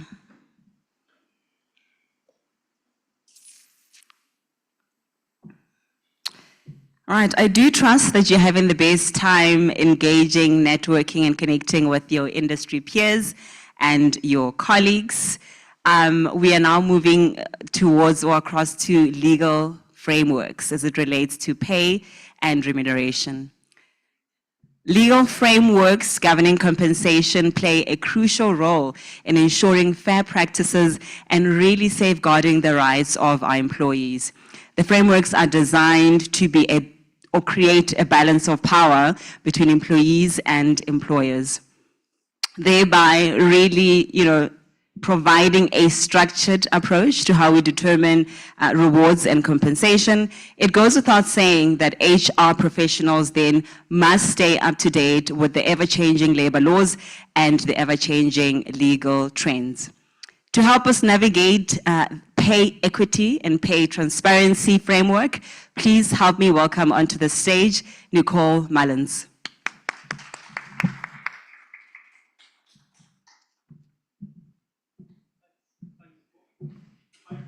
As you've heard, my name is Nicole. I always say that William Nicol is the easiest way to remember it. And now, after they've changed the name, I will also respond to Winnie Mandela. So I can officially say I may identify as a black female. My mother wanted me to be a pastor when I was growing up. And I said to her, no, I really want to make money one day because pastors don't make money. And I really kind of regret now, especially in an African context, that I didn't become a pastor. I am the current president, counting my days down, of not South Africa, but of the South African Reward Association. It is the acronym SARA, what you will see on the board here. And I'm going to be talking today to you about the Companies Act that has now been signed into law by our president. I asked myself, how can I make a legal presentation interesting?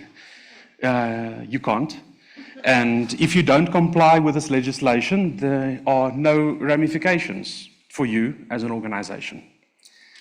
This applies to public organizations and state-owned entities in a South African context. And one of the big things from a legal point of view is who is governing this? Because there has been no ramifications for lack of compliance when it comes to the Companies Act. There's only two things that are important here, and that is the intention. It is to enhance corporate transparency and improving stakeholder engagement. The country with the best governance probably is America, believe it or not. It is also the country with the highest levels of exec remuneration in the world. So if their trajectory is anything to follow by, we are in for a rough ride. So at SARA, we established what we refer to as a CAB working group, Companies Amendment Bill, which is now a legislated act, but it's not yet been promulgated. It is as simple as saying, I'm planning to lose weight, but I can't tell you when I'm going to start to lose weight yet. But you have to sit, wait and see. So there's near-term implications, immediate implications, and far-term implications. We're going to talk through that a little bit in this session. We were a group of 9 people that got together and worked through sections 30 of the Act. There are multiple sections in this Act. So we are zooming in on only 2 sections of the Act, well, 1 section and 2 subsections. And the urgency to get the Act out was driven by various factors. And there are other changes, Section 2, Section 6, Section 45, where there were drastic changes made to the Act. And in consultation with various stakeholders and advisors, they do admit that it was a half-baked cake and it was a compromise. So that means there will be more changes going forward. So many of you, we've got 3 people in the audience. First group of people, you know what the Companies Act is. You are ready for implementation when it kicks off. Then we've got group 2, you're aware of it, but you haven't written anything. And then the third group of people is, what is the Companies Amendment Act? And as a note, I've just published the source here. So we've put together these guidance notes for you to read through. I can guarantee you the only thing that changes interpretation more than this is either the Bible or the Quran. I've read through this Act probably 30 times, and every time I see something different and I read something different, depending on where a comma is placed, depending on where a full stop is placed. And if you work through some of the spelling errors, you kind of get a feel of where you need to go to. So as SARA, we've negotiated, we contracted, so the way that it works is government allows you the ability to comment on the Act. We've done that, we've engaged with them. They said, thank you very much. We will proceed as it is, but we do appreciate your input. So we make decisions from a legal or a principle point of view. And the law is unfortunately a very low bar. And I want to use our speed limit on our national highways in South Africa as an example. We know that we shouldn't exceed 120 kilometers an hour, yet we do. So for some people, this is not, I almost want to say, like for my wife, it's not a budget, it's a target. And for the speed limit, it is the minimum speed limit for people to travel at. And the Act wants to enhance transparency, but if you need the law to guide you on how you need to act, that is concerning. We need to make decisions out of principle, not out of a legal obligation. What we really should be talking to, and this speaks to the economic outlook, is how do we improve access to primary education, to primary healthcare? How do we make sure that we increase the savings rate and investment rate in our country? How do we make sure that we create economic openness so that we can create and position our country for growth and not decline? And very importantly, we're not talking about unemployment. So the Act focuses on the outcome, yet we really should be focusing on the primary drivers that can actually influence this outcome that we are referring to. So unfortunately, if I look at historical practices, if I look at America, and if I look at everyday driving in South Africa, you can set the law, but whether people are going to comply is a completely different question. And as I mentioned at the onset, there aren't any ramifications for lack of compliance. So we are expecting changes to come as we progress. So it's law, it's been signed, but it's not in effect yet. So we're waiting for the promulgation date. It is imminent. So it might happen anytime between 2025 and 2030. The near term is that there are going to be regulations to supplement the Act in its current form. That will give broader guidance. So there's a task team from a government point of view working on these regulations to provide broader guidance for interpretation of the Act and changes that will be coming. So the Act is not perfect. Nothing is perfect. And we have to deal with these imperfections. And then the far term is that there will probably be a few more changes. So leading countries across the globe from a reward governance point of view would be Australia, UK, and America. South Africa really competes with the heavyweight countries when it comes to reward governance. Also want to say, if you can do reward in South Africa and Africa, you can do reward anywhere in the world. Our context is a lot more complex than the other parts of the world. So I'm going to talk about section 30 and the introduction very briefly and the small nuances and what you need to look out for if this impacts you. I'm going to talk about section 30A and then 30B, like a practical application around the vertical pay gap, which is now a requirement for you to disclose and how you can actually do that. A big question is who's in and who's out, because the Labour Relations Act in South Africa covers everybody in terms of employment. So section 30, there's really no change. This is the opening section from a remuneration point of view, and it says that for all the directors and the prescribed officers, on a name basis, you need to disclose the single figure of remuneration, and the single figure remuneration is based on cost accounting or on accounting measures. In South Africa, we use IFRS as the standards for accounting process. So it means you are more looking at the provisions that have been made for the year for bonuses that are going to be paid in future. And this impacts short-term incentives, specifically the deferred short-term incentives, and then long-term incentives. And the easy component around long-term incentives is that you look at it at grant value. For anybody that has ever received a long-term incentive, I would say it's a little bit like a birthday cake. It looks very nice, but you often only get one slice of that cake. There's very little of that that actually vests to you over a period of time, unless you are Tungela, and there's a perfect storm and circumstance that hits together, and you can almost all retire. If you look at NVIDIA globally, I think I saw something on Instagram, which really is not a great source of information, but 70% of people now at NVIDIA are millionaires. Like, it's incredible based on the stock options that they have there. Very important that your disclosure in section 30 for your prescribed officers and your directors may be different from your disclosures of your vertical pay gap. And we're going to talk about the differences in the disclosures that are happening. So what they did do in the Act, they inserted this section. They say the duty to prepare and present companies' remuneration policy. So a remuneration policy is the second section of what we refer to as a remuneration report. The remuneration report has three main sections, which we're going to cover shortly. And your remuneration policy should state at a high level, with a focus on your directors, how you're going to pay these people, the targets that they're going to have, and what they're probably going to do with the millions that they're going to pocket. You also have a very small section on the other employees. I love talking about Animal Farm. If you've ever read it, or the crux of the matter is we are all equal, but some are more equal than others. So the biggest report is EDs and POs, a little bit about the bulk of the people in your company, and then non-executive directors, which is separate in the disclosures. So the remuneration report. So this is where the Act, first of all, starts heading in the wrong direction. Talks about the remuneration report where they should have referred to the remuneration policy.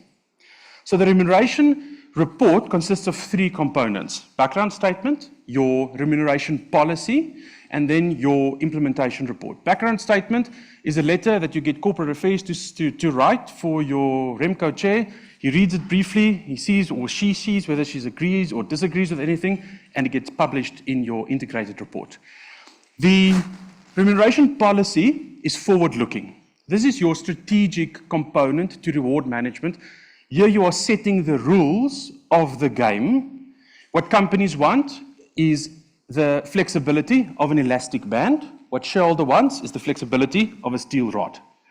So it is forward-looking and it needs to be voted on every 3 years. So if you really interpret the act like broadly, what you would do is you would actually want this to vote every year now, not every 3 years. And they say you must put it to vote if there are any material changes. Then I want to ask you the question, how do we define material change? Because material change for one person and a material change for a different person may not have the same material impact. So from a guidance point of view, we said that we are following the accounting standards for what material means. It's any kind of information that if it was disclosed and it would have changed your mind in the decision that you make, that is material. And the board resolution that needs to pass there is a 50% plus 1 that needs to pass. They wanted in the Act to make it 75%.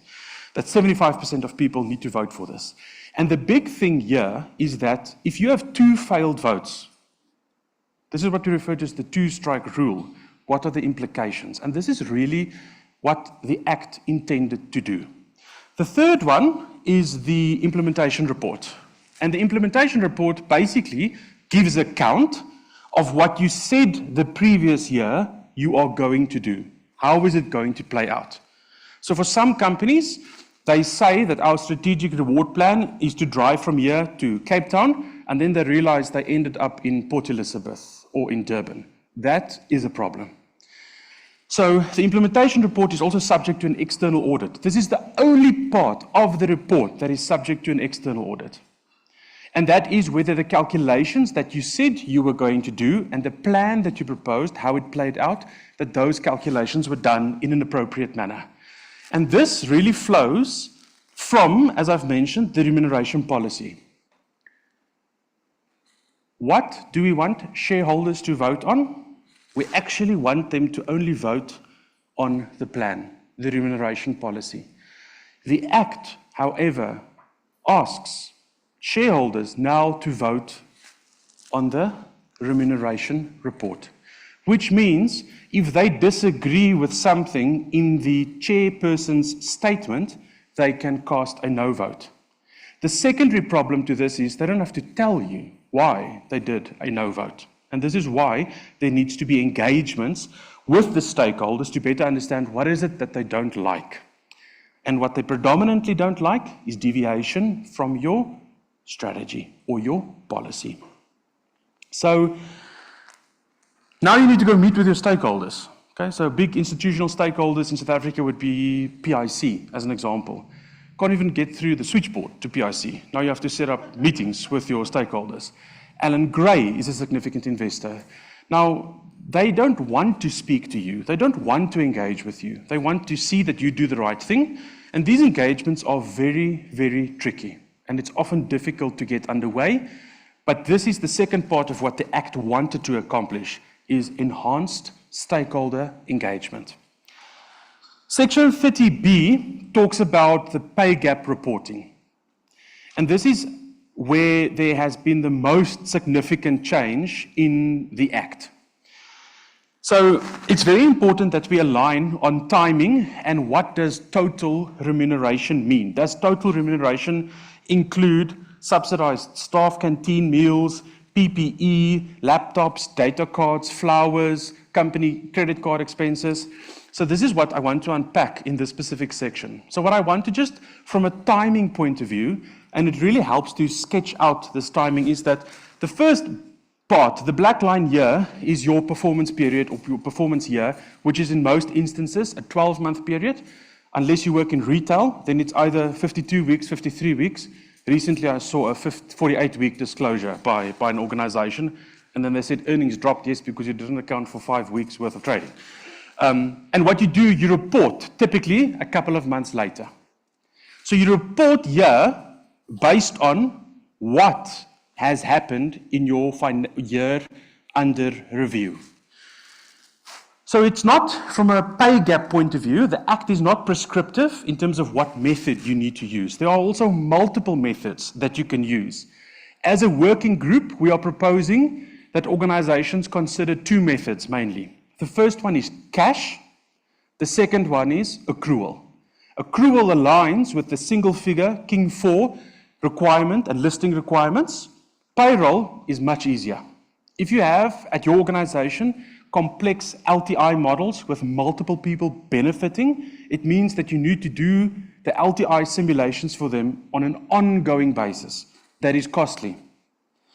So you will find that organizations may rather follow the actual versus the accrual method. Now, it doesn't matter which method you use. I often say that if you're going to be late, or my wife says, doesn't matter if you're late, just explain to me why you are late. So you need to explain why you've chosen one method over another. And luckily, if we don't like the outcome, I often work with clients where they say, oh, this benchmark, turnover rate can't be 8%. I don't like the benchmark. Let's change the benchmark. Can we remove a few people? You can change your mind in terms of the method that you want to use. But what you then need to do is you need to explain why you changed your mind. You need to go and restate everything that you've done before to make sure that you can give a longitudinal analysis to what the changes are. So the context for your change really matters. So here's a very brief example, and this is what we've deemed to be total remuneration, these components over here. So there's a payroll component and there's a single figure accounting component. So basic salary and fringe benefits are easy. That's what you pay. It can only be actual for that specific period. And let's assume, for ease of comparison, that the performance year is January to December. In a South African context, from a financial point of view, the reporting period is often March to Feb or July to June, depending on your specific reporting period. So this is actual. Then I'm first going to cover the payroll component, short-term incentives. This is the actual amount that is paid in this year based on previous performance year. So you will calculate the bonus that is paid here based on this previous year, actually. So it's actually, we're already looking at timing differences here. And this is what cash versus accounting tries to mitigate, is this whole timing concept. Are there any chartered accountants, any accountants here? What is that thing called again? Paringsbegrip in Afrikaans, I don't know if that helps. But the regulation says that you need to match costs and income in the year that they were actually incurred, whether they actually happened or not. That's why some companies look great on paper, like Steinhoff, but they actually have no money in the bank to pay salaries. So you want then also the STI, whatever was deferred from previous years, what was paid in this year. So that's just, it's a simple calculation. It's available through your payroll files. And it's what was paid this year. It's as simple as that. But it doesn't necessarily relate to this year's performance period. And that is, example, Neil Froneman getting that big LTI payout. It was for previous years. It vested 3 or 4 years later. The mine were letting go of people, but it got a 300-odd million rand payout, if I recall. Then, long-term incentives. It's paid out, including any dividends. And dividends is actual. Simple as that. What is a little bit more complex is this accrual, the single figure of reporting. So what you are doing from an STI point of view for cash is what are you accruing for that specific performance period? What are you going to pay next year? And what is in your books for this year? The same for the deferred component. This is not amount, this is amount. This is a value of peer review. And then we've got cash shares that will be settled in the coming financial year where performance conditions end during the performance year. So it might be settled in the future, but you've been awarded these shares today.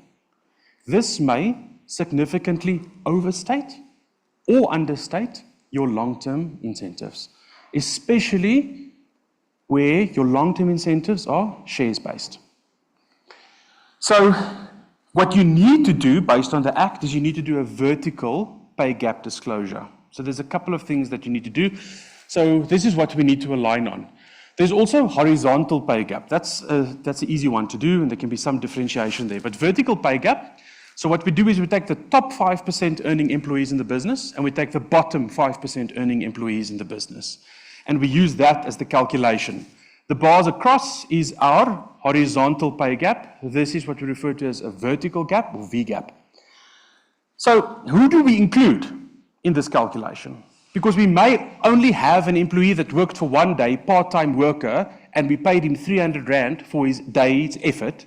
And now we're comparing that to Sim Chabalala's payout of 83 million last year. It's going to be a significant vertical pay gap. So what we as a group decided to say, how can we be practical about this? We recommend that you report on total remuneration as a starting point.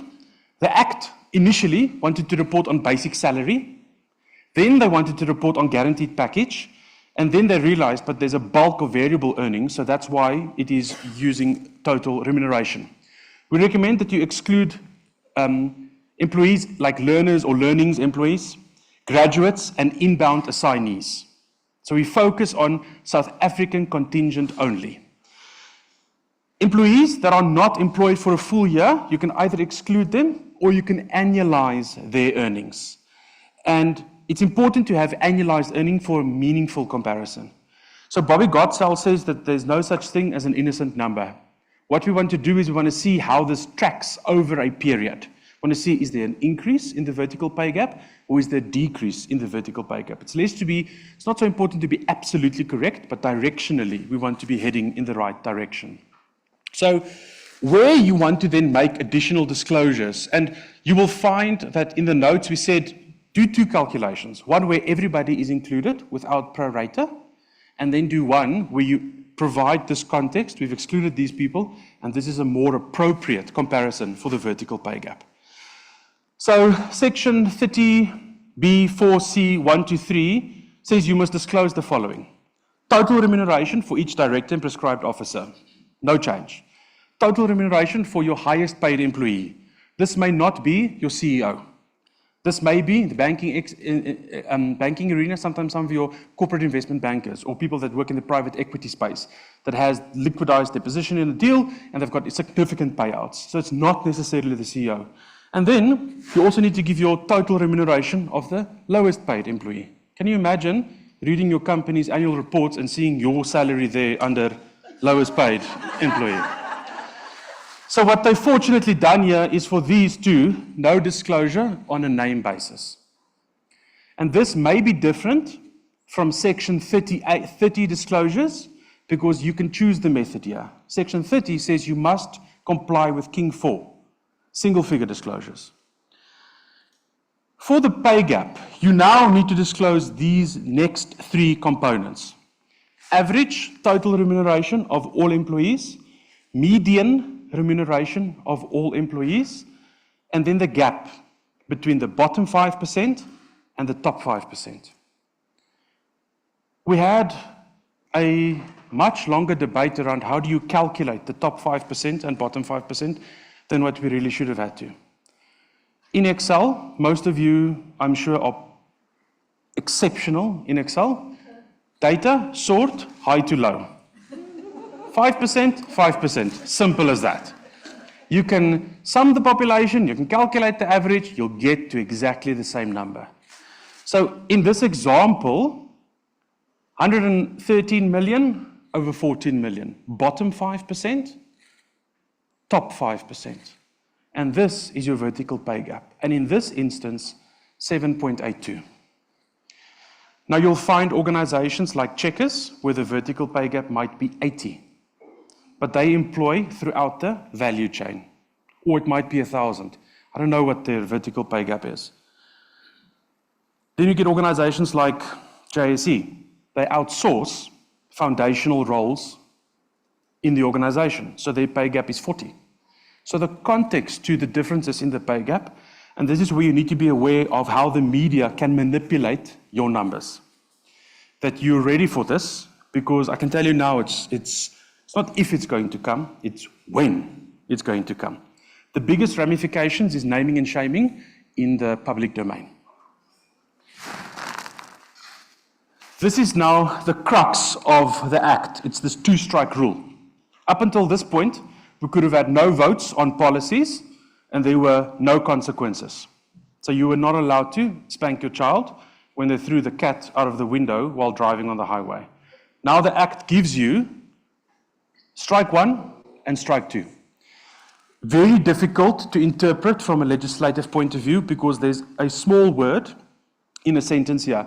If any one of you have ever done master's or doctoral research, you know that if you change one word in your research topic, it can send you in a completely different direction. And this word does that. So at your first AGM, now you can also argue, first AGM, should this be AGM 0, or call it whatever you want to call it, the first AGM that you have. There is a failed vote. That is what we refer to as your first strike. The consequences of a first strike is that all the members of the Remco need to stand for re-election. You then need to engage with your shareholders, try to get from them what they don't like. You need to fix it. Because your policy didn't succeed in the vote, you fall back on your previous policy that was in place. It also doesn't mean you must stop paying people. You continue with the practice and you need to fix your policy. Now we move forward. You can either have a special AGM where you put your new resolution forward, or 12 months later, hopefully you meet in a different venue, we have AGM 2, time period 2. Your shareholders vote again. They don't tell you which part of the remuneration they report they don't like. They vote and you fail the vote. But let's first look at if you pass the vote. Then strike one becomes null and void. You start over. If you fail the vote a second time, this is the second strike, that means everybody from the Remco stands down from the Remco and they are not allowed to serve on the Remco for 2 years. They must also, where they are not part of the day-to-day operations of the business, need to stand for re-election to the board. So, any company secretaries in the room? Luckily not. You can be the bearer of bad news. This is a nightmare because you need to have a resolution ready for your policy. If it fails, great. If it doesn't fail, we need to quickly do another resolution. You need to now vote for these people to still be board directors. Now, what is the implication for organizations from a talent management point of view? Significant. So now we have to have more board members ready on the bench if our directors cannot serve on the board anymore. So there's going to be a loss of institutional knowledge, there's going to be a loss of technical knowledge. And do you really think that people want to be associated with a failed vote? Fewer people are going to be putting up their hands to serve on board of directors. In a South African context, we will already lack exceptional skills, but they are available. People are thinly stretched. We are going to put more strain on the system. So it will be interesting to see how this plays out over the next couple of years. There is this thing about legal and principle. Your intention is often not the way in which it plays out in practice. What we ideally want to see is how people from a principle point of view reduce the pay gap. Referring back to I started with America, great disclosures, probably the country with the biggest disparities when it comes to pay. Highest level of excess remuneration globally. So the future looks bright. It's going to rain. But if you have an umbrella, you have a COSEC, and you prepare for the changes, it should be okay. But rest assured that there are no ramifications. The worst thing that can happen is on a Sunday morning after you publish your report, Sunday Times, frontline news. Luckily, we live in South Africa that the news changes quite frequently. Unfortunately, load shedding is not around anymore, so it has not been in the spotlight for several months. So when you publish, it's also important because hopefully there's a bigger company that publishes at the time where their vertical pay gap is a little bit bigger than your vertical pay gap. The intention should be not for us to focus on the reporting, but for us to focus on upskilling people, creating employment, making sure that we don't overpay, making sure that we pay for performance. Many people will say they work for an organization that's performance-driven. They don't. It's the economy. It's not you. Nothing you do is special, specifically if you work in a price-taking environment. I love it when coal, gold, any mining people, when the Fs is up and up, we're like, we are so great, look at us. But when the gold and coal prices down, it's like, we have tried, it's the market, it's not us. So stay in tune for more updates. Go to the SARA website to download the interpretation notes. Fewer better things to read on a Friday night than a SARA guidance documents. And if you want to join the working group, if you feel like you can add value, we are working on a few other things. Please reach out to me, I would say via LinkedIn. That's the easiest way to contact me. Any questions? I just want to say I studied law. I'm not a legal expert. I studied finance and I work in HR.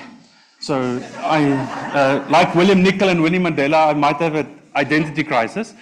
So I may not be able to answer your question, but I will try. Any questions? Dirk. Ex-colleague, let's see if there's a bus coming here. We'll try.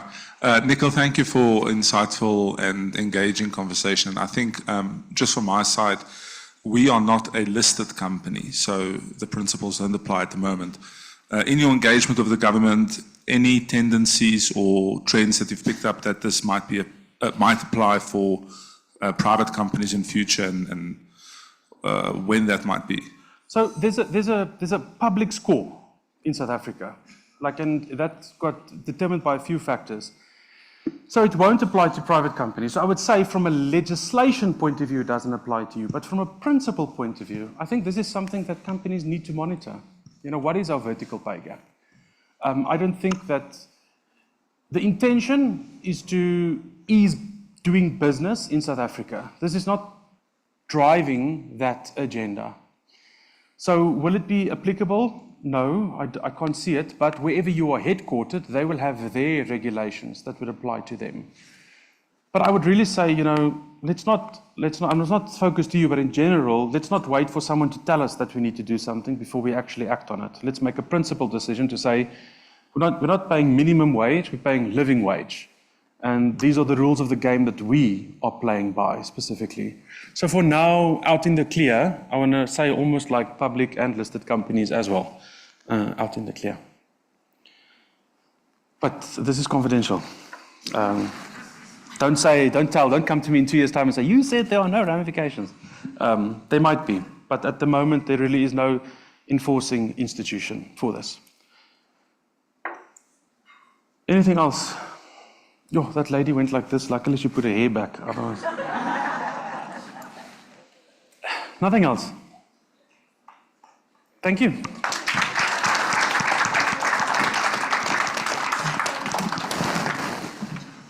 A big thank you to William Nicol for gracefully tackling a very hot and highly debatable topic of discussion. And please accept this as a token of appreciation for the day. Thank you. I appreciate it.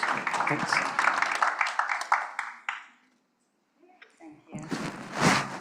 All right. We now move over to the hot and the juice of the total remuneration survey for South Africa. It is not only paramount that we drive, and seek to build internal equity as it relates to rewards, but also to increase external competitiveness, right?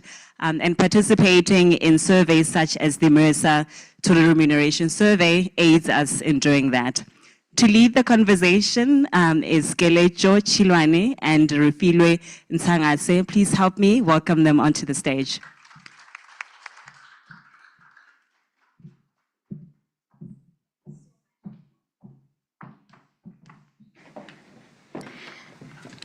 Thank you to all the speakers that have spoken before us. We're going to put these chairs to good use. But thank you so much for walking us through, starting Khanyisa with the economic landscape, both the globally and a little bit of what's happening locally. I think that gives us a good frame from which we can learn and have this conversation. And definitely very important around the sustainability conversation that Sandra has taken us through. And what does that look like to have equitable and sustainable pay practices? And that hot topic around the Company Amendments Act, something that's definitely, is like, and I thank you for some of the expressions that you've used, Colin, that it's it's there, sorry, Nicole, that it's there, it's coming, it's not coming. So really thank you for that. What we are going to cover on this segment is around the total remuneration survey. So this is TRS. These are the 2024 results, playing this against what we have seen or what we're seeing change from a trend perspective. My name is Kedejo Chilwani, and with me is Refile Nchangasi, and we are going to talk through this topic. We're going to do a little bit of what is the TRS about, what's covered in it, how do you read the report, and all of that, which Refile is going to take us through that. I'm going to come back and talk together with both Refile and I around the results themselves, the insights and the trends that we're seeing from that. And then lastly, you get to meet our wonderful team. Thank you, Kelecho. Most of you here have participated in the 2024 Total Remuneration Survey for South Africa. And I want to just give you a bit of, I guess, an understanding of the power of the Mercer survey. And it really looks at these 5 particular areas where, I guess, how we represent ourselves as Mercer. We have a vault of information, and this is across all of the industries. And you'll see this about 50,000 organizations on a global spectrum, and this consists of 25 million employees. So our data is quite rich, and we're pulling information, or at least asking organizations for information to deliver comprehensive compensation information and policy information and reward information. And you already know, most of you, that you've worked on the job catalog.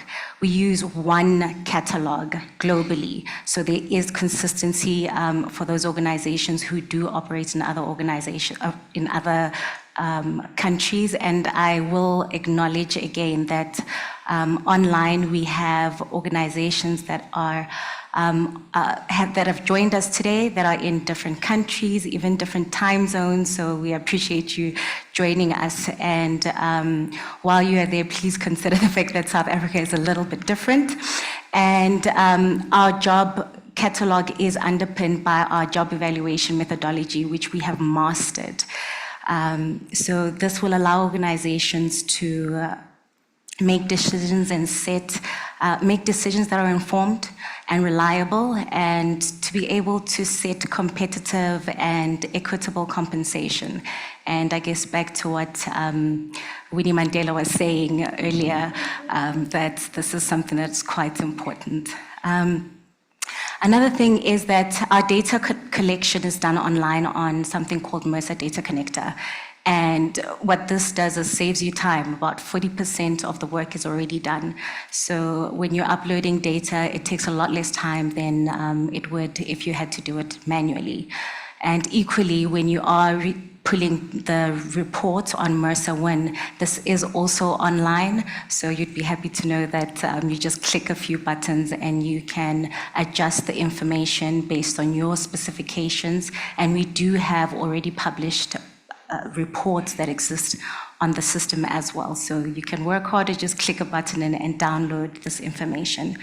And know that, while organizations or while you work on your people goals, we're intending to not only support you, but also join you on the journey and try and accelerate the best that we can for you to achieve these particular goals. And the conversation, I think Sandra did also mention the importance of data confidentiality. And we understand that information is the backbone of what we do. So we have the correct policies and procedures in place to ensure that we safeguard the information that you give us.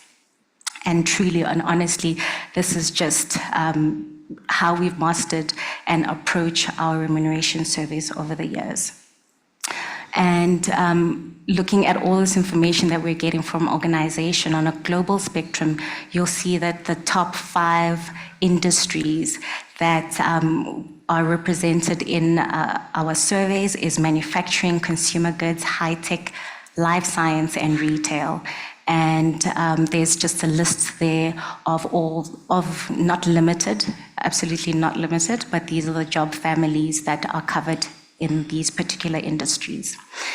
We came here for South Africa, right? So let's have a nice little dive into what that looks like. You'd be happy to know that we've increased in participation. That's about almost 7% of an increase. So that means that you have an opportunity to pull peer organizations more than you would have next year. And, you know, Mercer, when, like I said earlier, you're able to pull customized information. So you can either pull your peer organization based on the industry, and our highest represented industry in South Africa is life science, and that's about 78 organizations in that particular industry. And you can also pull information that is specific. For instance, if you're wanting to see how many organizations have the same full-time employees as you do, you could also pull peers based on the revenue that that particular organization generates in the year. I also just wanted to say, I mean, I think it was Sandra who also mentioned that there is an increase in skills that are needed in the market, and it shows that they, you know, by the increase of the number of jobs, even especially as you're seeing there's been an increase in the combination of jobs, you're seeing that there are people or skills, or there is something happening within the market where there will be an individual in a different job that is doing more than one job, and WIN does allow you the ability to then, for instance, taking somebody who does finance and HR and put those together. Now, back to those that are online and outside of South Africa. Our compensation structure looks a little different on WIN than it does in the rest of the globe. And when considering benchmarking, you'd want to understand what we define as under guaranteed package. And within guaranteed package includes your base salary, so that would be the monthly pay that the organization pays to an individual over the number of months in that particular year.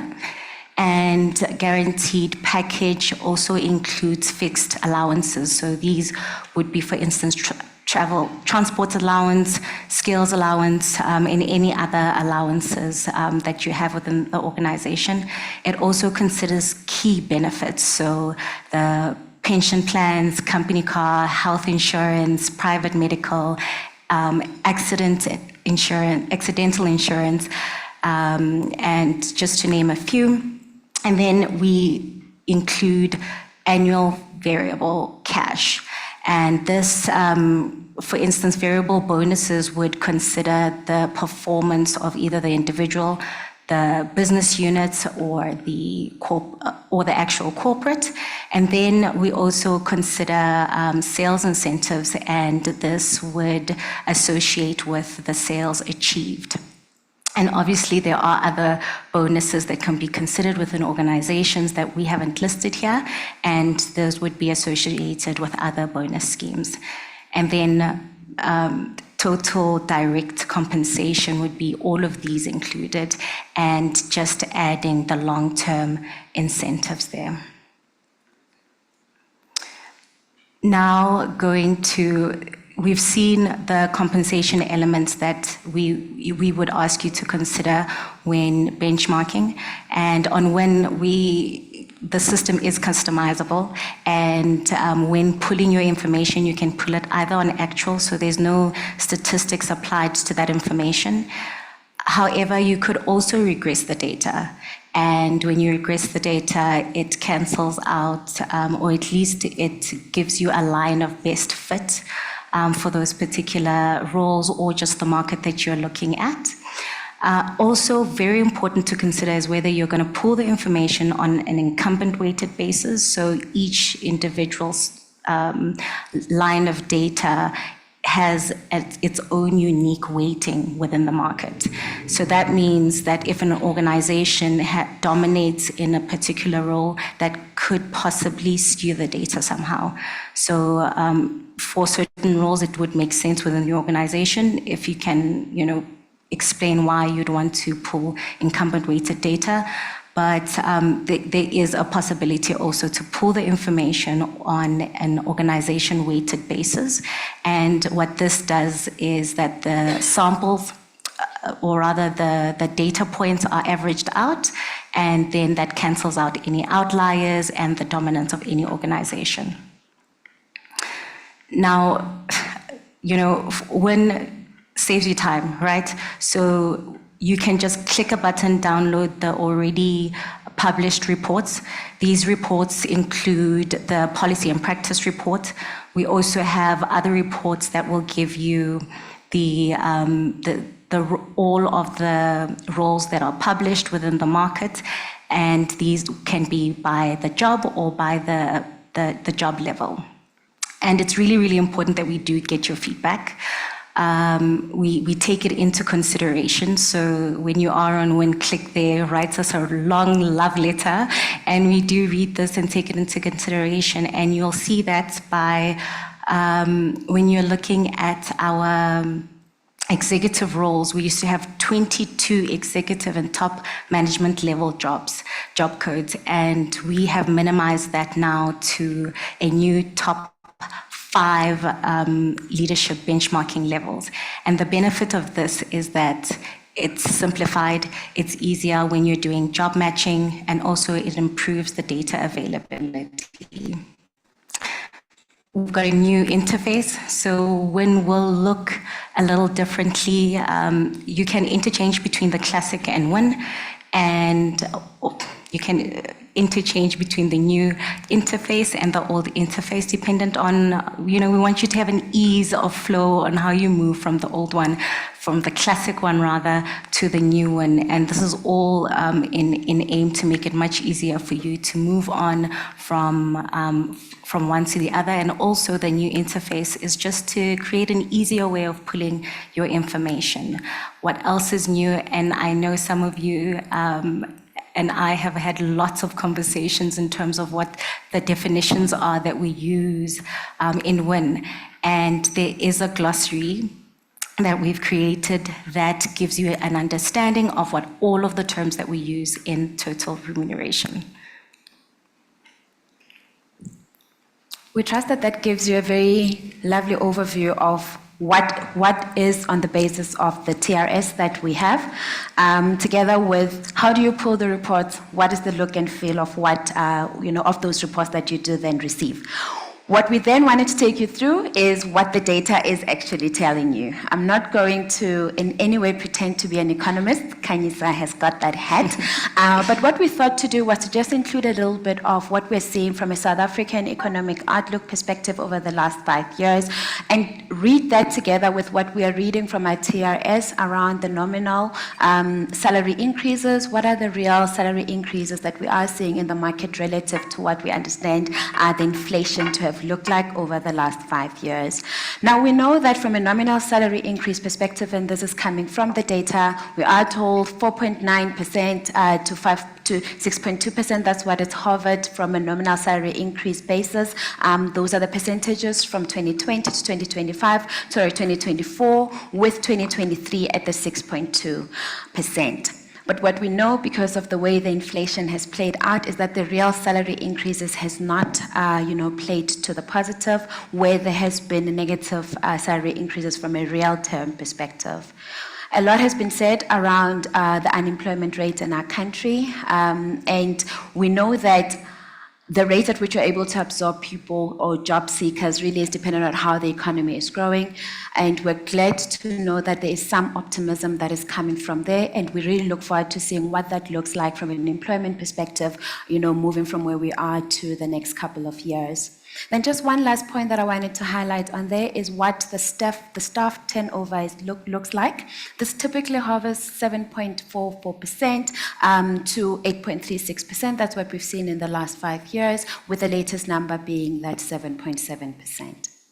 Now, what we understand is that compensation and benefits forms the basis of your employee value proposition. And a lot has been said around how important it is to pay equitably at that level and to pay competitively in order to ensure that people, they come and are attracted to the organization. So employees are asking to be paid fairly and paid competitively where they're being rewarded for their contribution. But additionally to that, we know that as part of the overall employee value proposition lens, that there's all the experiential part of it. So around the career, around the well-being, how well do you provide a differentiated experience?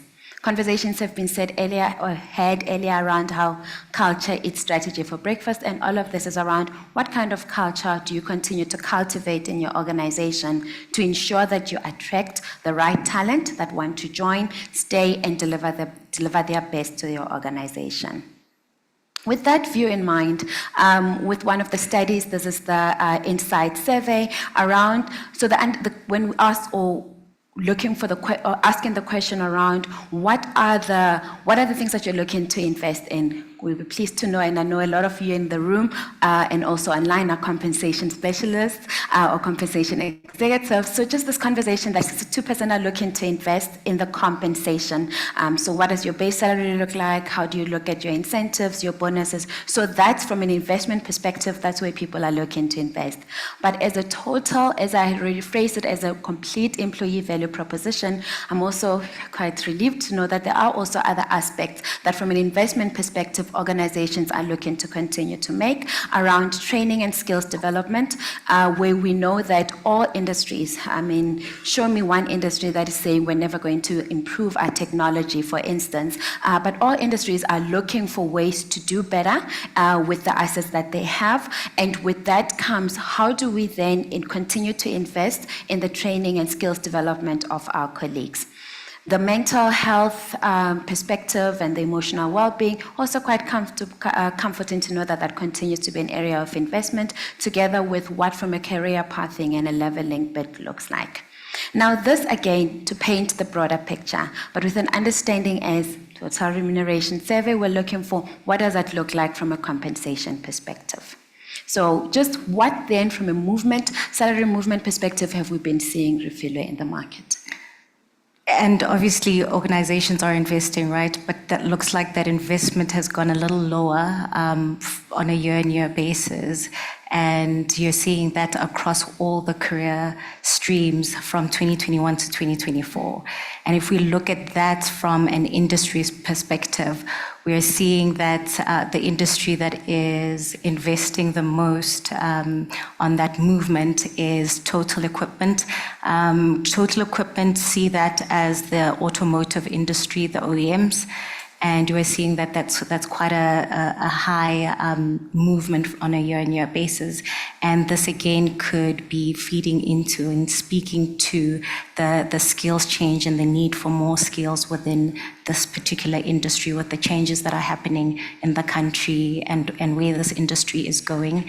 And not taking it away from the fact that this industry is growing and connecting with the mining sector as well. So I like to see collaboration, and I hope within the industries that are here, you guys are connecting and speaking and seeing how you can work together to ensure that our economy can move forward. We spoke, or Nicole spoke about gaps, pay gaps. And from this section, I'm just going to give you what the demographics are in terms of the female versus males in the data that we have. And we are seeing that there are 4 females out of 10 in the survey. And so it's I guess a 60-40 split, right, between males and females on total. But you're seeing that kind of shifts, right, when you go to the executives, and there's 65% more males. Or rather, there's 65% of males. And that's interesting to see. But when you look at the professionals, it kind of evens out a little bit there. Just keep that in mind while I go to the next slide. Keep it right at the back of your mind, where then we look at what the pay gap looks like. When we're looking at the pay gap, we're looking at the annual base salary. The lighter colors, I'm going to say pink. The pink colors represent the females and the blue males, and we're looking at the annual base salary and the guaranteed package. So the difference that you're seeing there in the top illustration is that there isn't so much of a big difference between the annual base salary and the guaranteed package. So that means that there aren't too many allowances in that space and key benefits there. But you're seeing that that changes when you're looking at the professionals, and when you're looking at the executives, you're seeing a bit of a change. So there are added benefits there, or rather allowances and benefits, yes. But now also looking at the pay gap, there isn't so much of a huge pay gap between the professionals and the management on a gender parity. But when you then go to the professionals and you look at the executives, that gap widens a bit. And if we want to look at what that ratio looks like, let's say we're looking at the professionals. On the lower end of the pay, we're seeing that the gap between male and female is not so wide. But when we're looking at the higher end of individuals that are paid within in the professional space, we're seeing almost a 30% gap. So that's quite something that should just, let's go home and go re-look at our data and really dig in and understand why that gap exists. And then again, going to the executives, you're seeing at the lower end of pay, males and females are paid quite equitably, but then at the higher end, now it's at a 40% difference, so that's quite a significant difference. I see your hand, and we'll take questions after, if you don't mind. Thank you. All right, so let's take away the gender gap, and still looking at annual base salary and guaranteed allowance. I guess this is that ratio that Nicole was speaking about. I keep referring to Nicole because much of what he said, I forgot he identifies as a black female. Much of what she said is quite relevant to my discussion today, and that gap or that parity from the lowest paid individual to the highest. There's some industries that we see here that are quite high, and other industries that are faring quite well. And I guess all of those disclaimers and points that he put across as to who are you reporting also, fits into the conversation of why these numbers look the way that they look. And I suppose to the previous point, one of the things that we did speak about when we had the conversation is around the differences in the industries. You would have seen previously that the banking industry, the ratio there seems much higher, retail and wholesale looks different. But just again, to the point that was made earlier around what is the cut, like which employee group are you looking at when you report this? But again, let's do the homework, let's understand who forms part of that, and when we do the analysis, to understand what does equity look like. Then just a quick run through on what are we seeing from a hot job perspective. We understand that, with the advancement of technology, there are some skills that are becoming more and more in demand in the market. And because of that level of demand, they are also attracting a higher median salary. So median base salary. So we're talking about 20% higher for some jobs such as machine learning, R&D, software development engineering, and robotics engineering than other jobs in a similar field, so in the engineering field more broadly. And what we're seeing, again, taking into that AI and taking into the use of technology around artificial intelligence, enterprise data architecture, technology research, again, those kind of jobs attracting 15% more or higher median base salary than the rest of the population.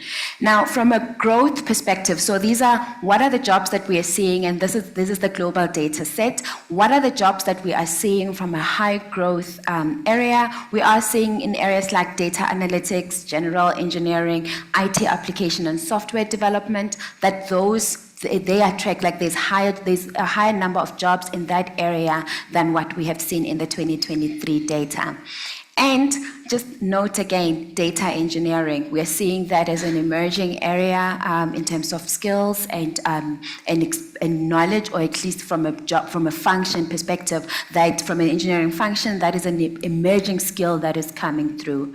Now, read this against what we already talk about from a technology perspective, understanding that more and more organizations are implementing this.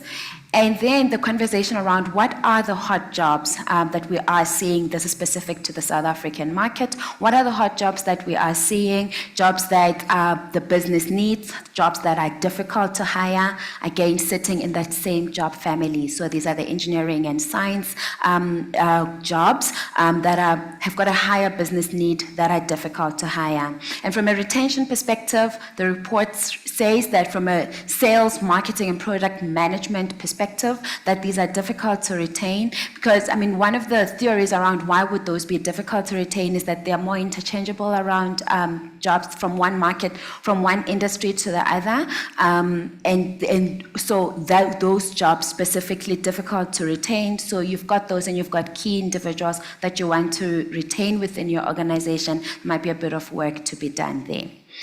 Then overall, from what are we seeing from a headcount perspective? So in organizations, we've got 24% of them that are looking to increase their headcount, with 5% that are saying that they're looking to reduce the headcount. Again, this speaks to the optimism in the market, or what we have seen. Again, these are historical data. So what have we seen, in that data set, where we've got more organizations that have increased their head count rather than those that haven't. Now, from a turnover perspective, turnover really hovering from an overall perspective, slightly higher in 2024 than what it was in 2023. So the turnover for the 2024 data reports an average 8% overall in the organization, and really different depending on the career streams that you're looking at. Head of organizations and executives, much lower turnover rate there from a voluntary perspective. Unlike, when you start looking at the management, the professionals, and the professional, both sales and non-sales, because that's how we report the data back to you. So what we're seeing is that there's a higher turnover in that, essentially, that professional cohort and that senior management cohort than there are in the executives and the head of organization. This picture looks the same from an involuntary perspective, but really the conversation here around the high turnovers, much higher, whether you're looking at voluntary or involuntary, from 2023 to 2024. From a salary movement perspective, around what factors are being considered when increasing salaries. In 2024, we have seen, and very similar to what we've seen in other data sets, around the individual performance. So this understanding what is the individual's contribution and how are they performing against their own key indicators. So that is a factor that is being considered there. And then the second one around the position in salary range.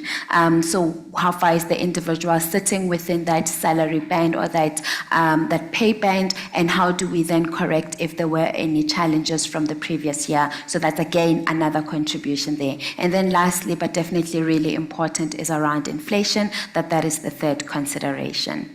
Now, from an average salary increase, what we're seeing between 5 and 6% really across the board, and this includes both for the 9-0, so including the freezers and excluding the freezers. So you see that same view, just maybe a bit of an explanation on that. That says for those organizations that have reported that they've got employee groups, or they're not looking to increase their salary. So that's what sort of the two graphs are showing, one that includes the freezers and one that excludes the freezers. Then naturally we want high-performing organizations. No one here sits and say, I want my employees to not perform. And so the question is, how do you then incentivize them? So we know that 91% of the organization in our TRS, which is a majority of them, have got short-term incentives. And of that, 90% consider what the performance of the business unit is when considering what or how they're going to work through the short-term incentives. And 70% are basing it specifically on individual pay. From a percentage of bonus as a percentage of a base salary, so variable bonus target there, what we are seeing really from the more senior members of the staff, that is a higher contribution than the lower members of the staff, and that this picture has been consistent really from 2023 to 2024. The second last bit of incentives we wanted to look at is around the sales incentive. That 64% of organizations in the 2024 TRS say that they've got sales incentives. And I mean, naturally, incentives really depend on the nature of organizations that you have. So that number, a reflection that those that have 64% say that they've got that sales incentive. And of that, half of them say that they're basing the sales incentive on the organizational performance, while 80% of them say they do that on an individual performance basis. And when we then look at which of the employee groups have got this sales incentive, we notice that the senior sales representatives together with the sales representative have got, there's more organizations that say that group is eligible for the incentive than some of the other areas. And what is quite interesting here to see when you look at from 2021 to 2024 is how, from an eligibility group perspective, the sales trainees, their eligibility to the sales incentive has decreased over those years, and that, that picture is not the same for some of the other job functions or the other team members or roles within the same function. Finally, from an incentive perspective, I wanted to touch on the long-term view. So we know that from a long-term incentive perspective, 40% of organizations in our data set in TRS 2024 say that they provide long-term incentives. And of this, what is driving, or what is of the top 3 LTI operator organizations? So what kind of structures do they largely say that they have? We've got 51% saying that they provide service-based restricted shares, with the next 44% saying that they've got the performance-based shares, and then 23% saying that they've got the share options. Now, what I find very interesting here, which I suppose links to what exactly those members of our staff that are eligible to this, what are they required to drive? So we know from a long-term organizational sustainability perspective that typically sits with the executive of the organizations. So what we're seeing, therefore, is from performance-based shares as well as the performance cash units, that there's more executives that are provided that than some of the other career groups, and that, or career streams, and that when you look at the more service-based restricted, so this is more of a time-bound perspective, there's more of the professionals and some paraprofessionals that are being provided that based on what the data is telling us. Lastly, I wanted to touch on the insurance and medical benefits. We've already been told, and we know that the medical inflation has been really high in South Africa. I mean, the mentions were made around what the service inflation has looked like. And what we are seeing in this is that 90% of organizations in our market provide medical benefits, and only 50% provide life assurance benefits. And of these, all career streams really are eligible for this, with the percentages, varying a little bit, but then also just the point around what type of medical care is being given. It's comforting to know that regardless of the career level that you're in, majority of the organization provide hospitalization, visits to the doctor, visits to specialist doctor, dental care, and vision care. So the core of your healthcare needs are taken care of for majority of the employees within the organization. Then lastly, around the eligibility, and I mean this picture quite consistent with what we know from a market perspective, so I'm glad that the data is telling us the same. Provision for the employee themselves together with their spouse and their children, very high from an eligibility perspective, and that, the parents and extended family members only between 13 and 14% of that are eligible to be covered in these medical plans. Now, goes without saying that medical inflation, as I say, it's really quite high. So it's comforting to know that, majority of employees are covered from that perspective. Then what we also wanted to cover is around some of the trends. I think it would be very remiss of us to have this conversation and not touch on what are we seeing from a total rewards trends. We speak about what technology looks like and what the impact, even in this practice around total rewards, what that has looked like, and what trends do we foresee going into yes, the rest of 2024, but into 2025 too. This idea of rewards and personalization, it comes up quite a lot. So this idea of what type of rewards do you give to the different employee groups? Conversations with Sandra has given us that perspective that we've got Gen Zs that are working in our organizations. I am not one of them, don't be deceived, but we do have Gen Zs working in our organizations.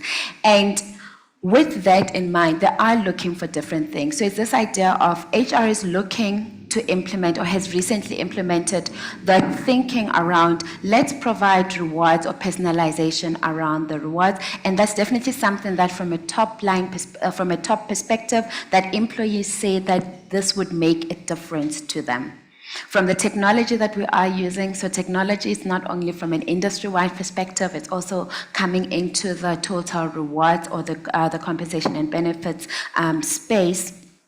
Around what technology are we using to help support this? And HR does say that they're looking at or they have recently implemented technology in that space. To the employee, it doesn't really make that much of a difference. Only 20% say that it has made a difference to them. But what they don't know is that it has improved all of our efficiencies, and therefore we're able to deliver a little bit better from an employee experience perspective.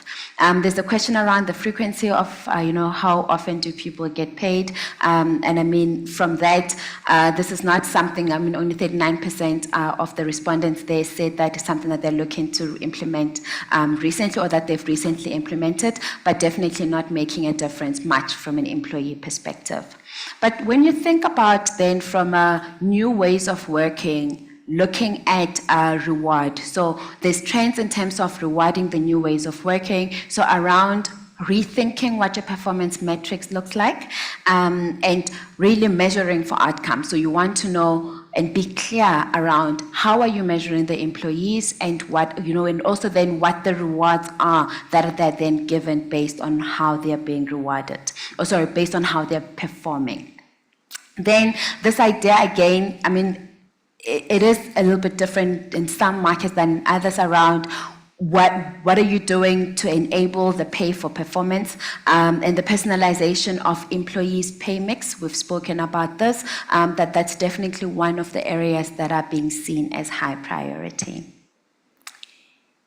Finally, we're not just going to leave you with the data, we're going to also help you in terms of thinking around what are some of the priorities that you need to be thinking about as HR professionals, specifically around enhancing the AVP. That's what we see as one of the top priorities. Yes, this is coming from the Global Talent Trend Report coming into 2024.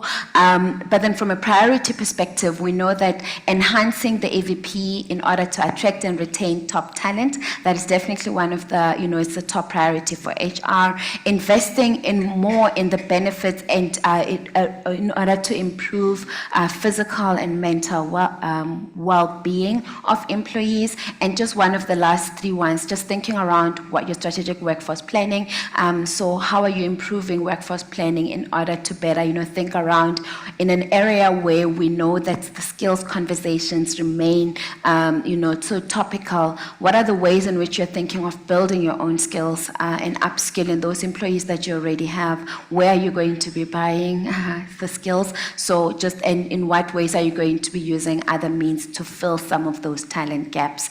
And I think what we do know, just from a more holistic perspective, that technology continues to be the bedrock of where companies are moving from a directional perspective. There are skills gaps that we are seeing in that, and we know that when you think about that premium conversations that I had, those hot jobs that are being compensated for more than some of the other jobs in the same job family. So whether it be data engineering, whether we're looking at the AI conversation, or the skills around research and development using AI. So it's really the sense of technology is here, and how do we then compensate, not just with that lens in mind, but how do we show we're competitive in the way that we compensate for our colleagues, and that the equity conversation is also something we are addressing quite thoroughly. And we trust that that gives you a view of what is sitting in TRS. There's a whole lot more data, and you're always welcome to reach out. Let's have the conversation and let's address some of your queries. Thank you so much, Kelecho. Kelecho has allowed me to use her quite some bits in the market, and I really appreciate her because she completely changes the way we look at data from a services perspective. The Mercer team that is here, the South Africa team is here. I am going to put you on a spot and just ask you to just do a quick stand up so that the people in the room know who you are, and for those online are able to see us in these particular pictures. But I lead the South Africa market, and we have Orlando here. If you could just stand up, he leads the total remuneration product. Thank you, Orlando. And Chandni and Zakani are also here. They support us in the South Africa market. So thank you so much, ladies. And these guys flew to Paris first, and then they decided to come to South Africa afterwards. Now my clicker's not working, so we won't see. Please help me. There we go. Thank you. We have here, unfortunately, Pavel couldn't join us, but we have Martina and Conrad who are here, who will be...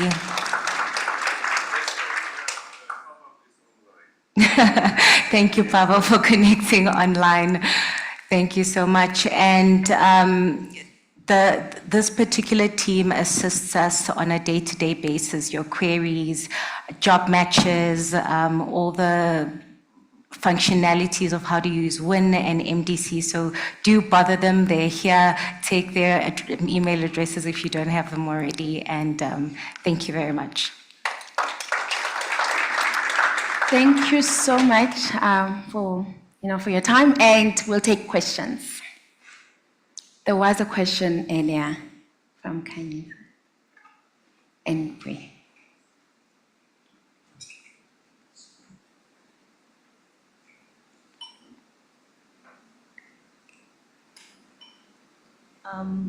It's on. Hi, everybody. My name is Kanye, and I'm from Nestle. So my question is with regards to the equal pay gap and the findings of that.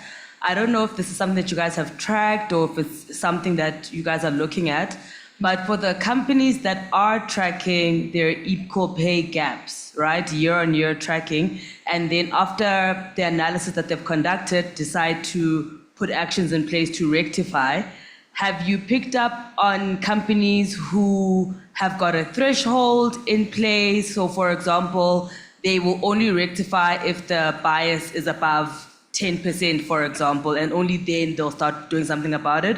And if so, have you picked up on what the threshold is? Because there's a big debate on, first things first, should there even be a threshold in the first place? Because if there's a threshold, then how is it equal pay?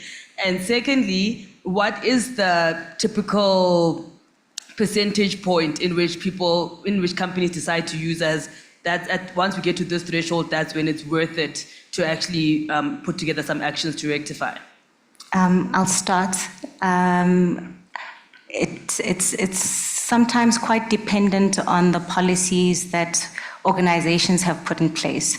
So that percentage can range from the 5%, 10%. We've noticed, though, that it's between that 5% and 20% in most organizations.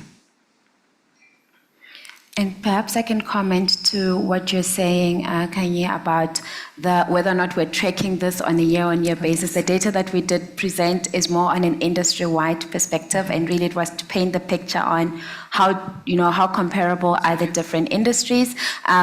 Just to almost shed a light on that, understanding that this is coming from a Company Act perspective.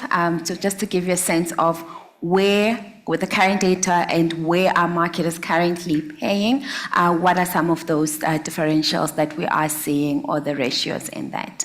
And I think just in addition to that, this is information that you could track. You have access to this information on WIN, so you can pull it and track and understand what that gap is. Thank you. Afternoon, everyone. For a moment, when you said the Mercer team must stand up, I nearly got up.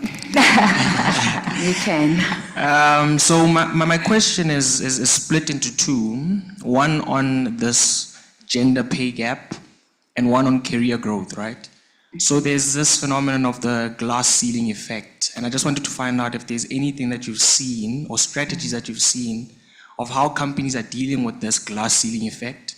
And secondly, how are companies also dealing with gender inequity, if there is any, in those organizations? Are they paying higher for employees that are underneath the pay range, that are females as compared to males? Or how are they dealing with such difficulty with regards to this gender pay gap, or gender inequity rather?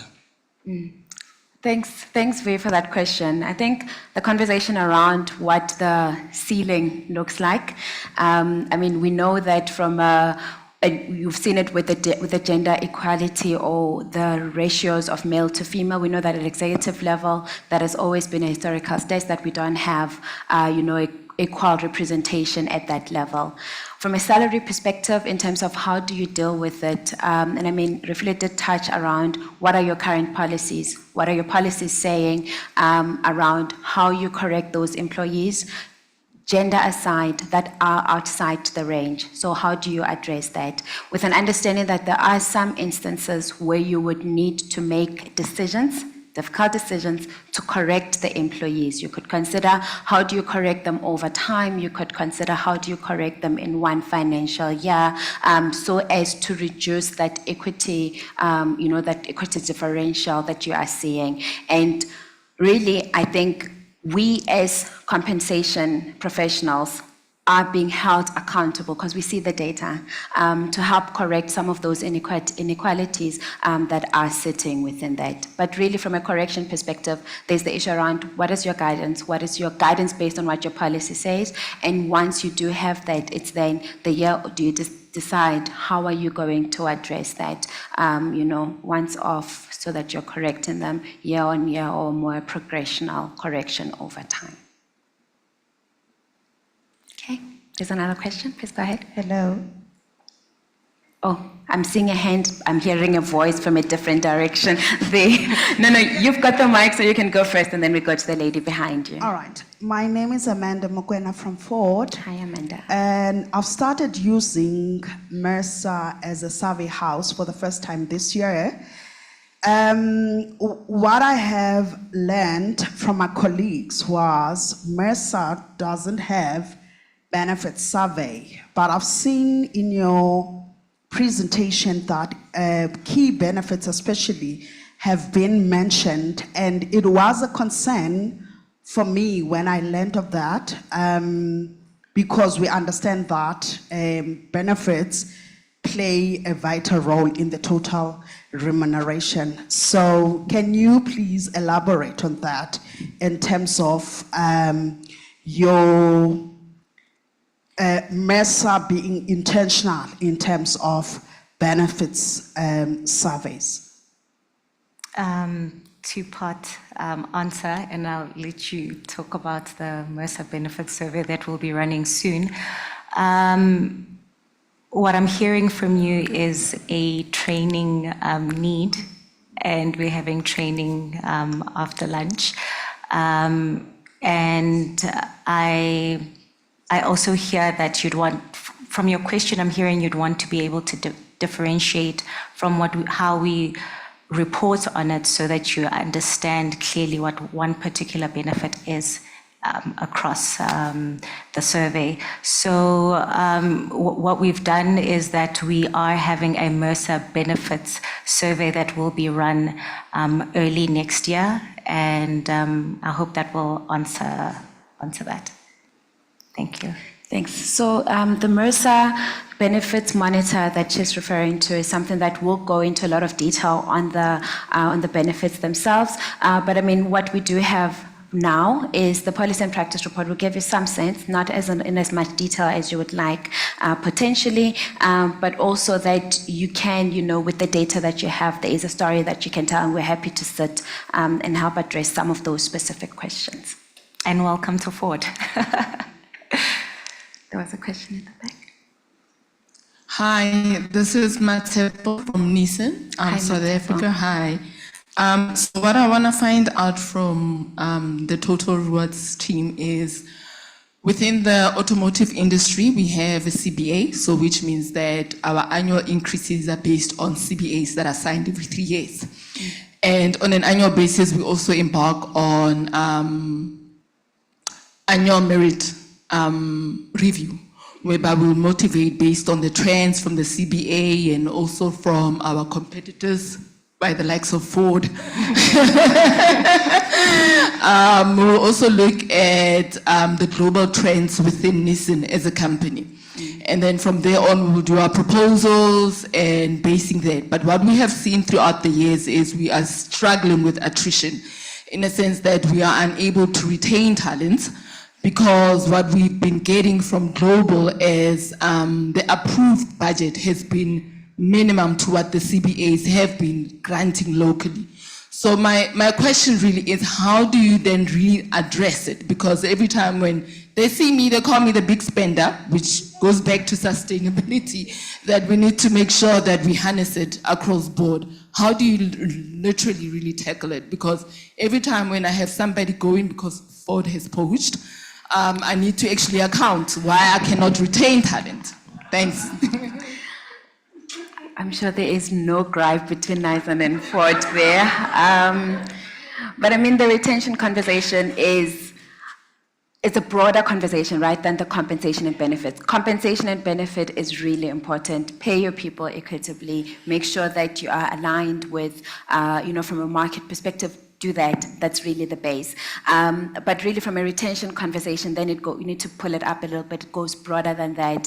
Because once you've sorted out your market competitiveness, you've sorted out your internal equity issues, from there, really, are you providing the rest of the employee value proposition from a learning and development perspective, from a wellness, from a culture perspective, all of those other aspects. And really, this goes broad, and I'm going to step away and not focus just on the Nissan colleague, but really it speaks to all of us to say, what is it that we are doing to retain our employees more holistically than the comp and ben, which is important. But let's step it up in that sense and cover the whole view. And if that addresses your question more specific, or if there's a more specific and detailed response you're hoping for. So I think my follow-up question is, in a sense that if we look at our REM structure, we also got the base salary, and then we've got allowances that are linked to benefits, and all of them got their own policy as in how it's done. Yeah. So what I'm really trying to get to the crux of things now, as an example, I will have an engineer at a certain EVP level, and based on that, that will be their salary range. Correct. So my question is, in terms of Mercer having a lot of industries within their database, will I be able to tap into that job grade, as per what you've mentioned earlier on, to see what the position and the EVP and the ABS which is the base salary that is linked to, for me to be able to actually use it as a guideline, as in, am I really at the right grade, remunerating my people equitably, as in what the market is offering out there? Thanks. So this is more of a job, so the job itself, yes. So if the job is there in the terms of the library, you should be able to extract the data relating specifically to that job. As Refil has already painted a picture that there are different ways in which you can extract the data. So if you're looking for specific jobs, then there's a way that you can have a look at that. I see IMC moving, which means that there's time, but I saw one more question. Can I take that? I think so. Yes, please. Thank you. My name is Hloni Mpahlele, and I work for Alex Forbes. And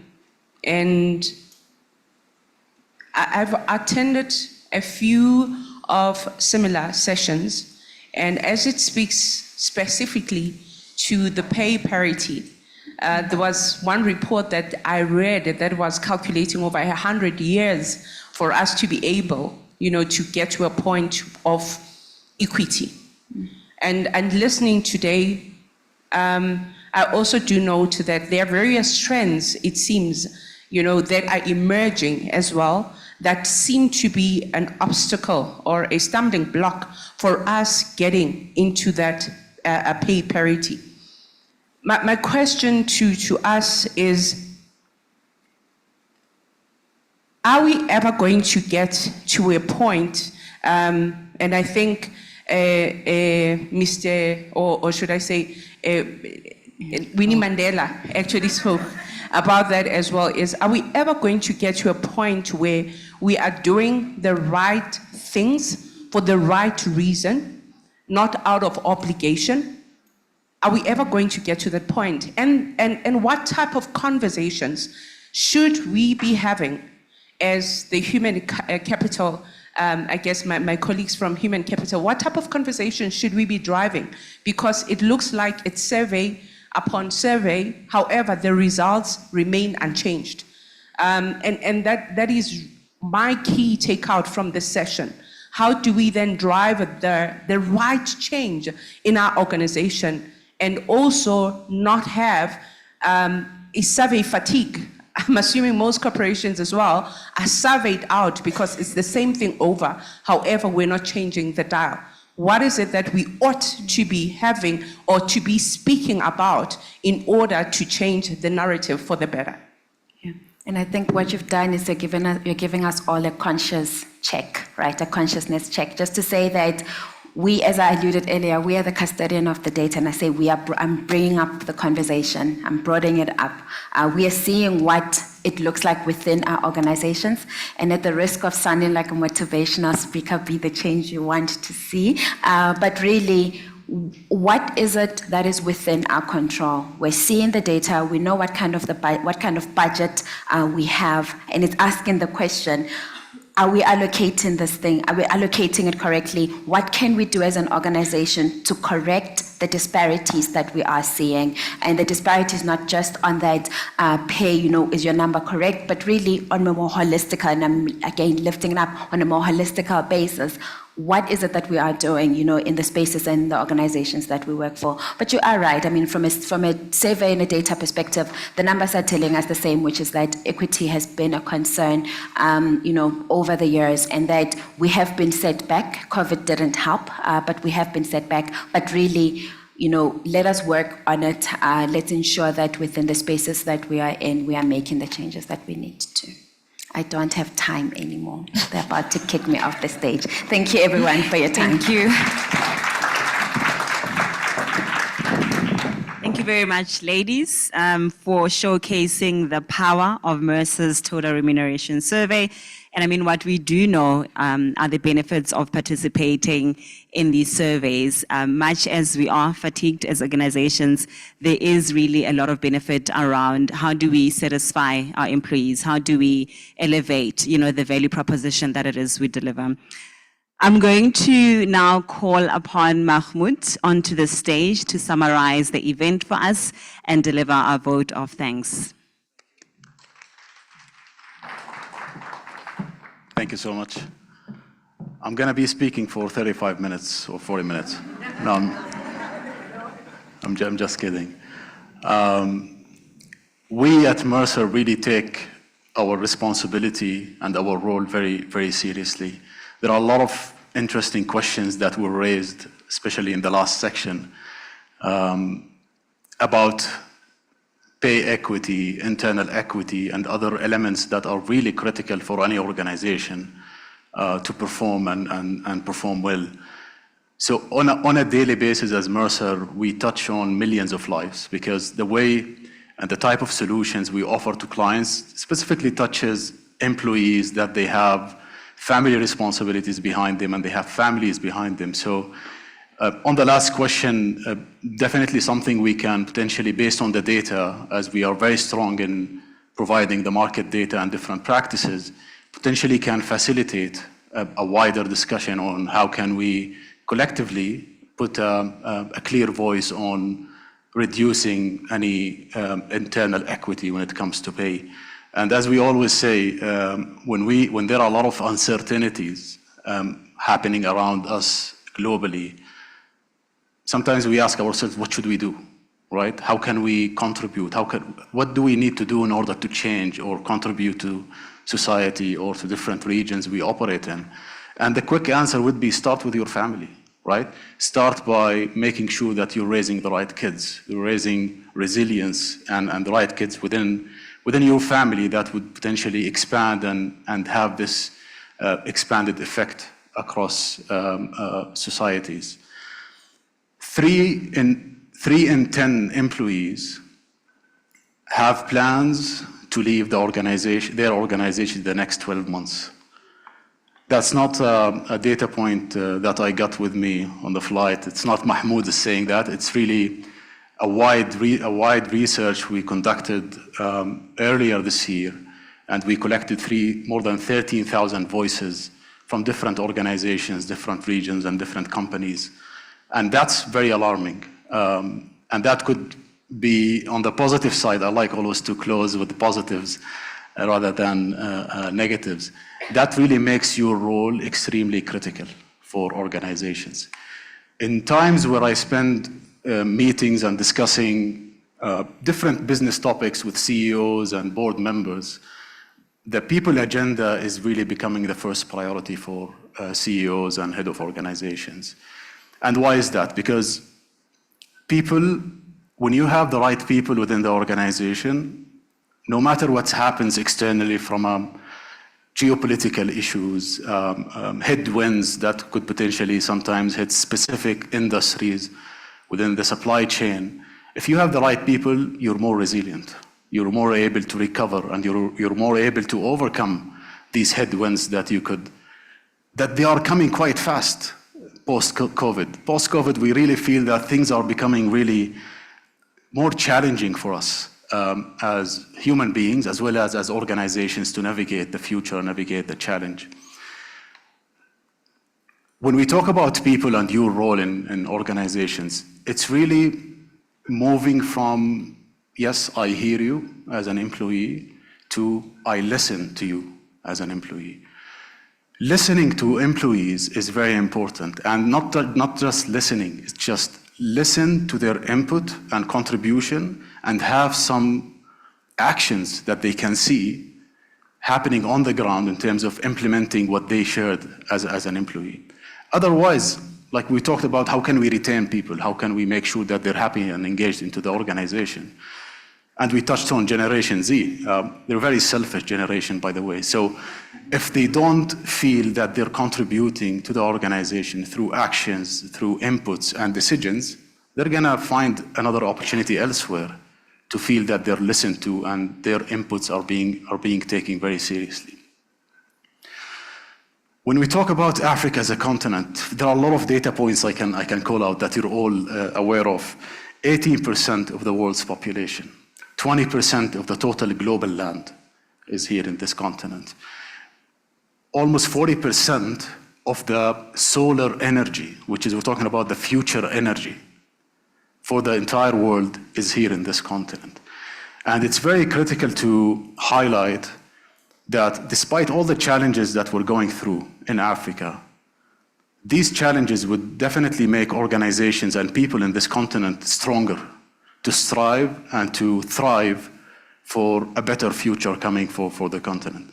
Population-wise, significant population, very youth population in Africa. And these are matrices that are a lot of global companies they look at in terms of where should we invest and how should we invest and who do we work with in order to expand our operations, whether here, coming here to Africa or to India as another really growing economy.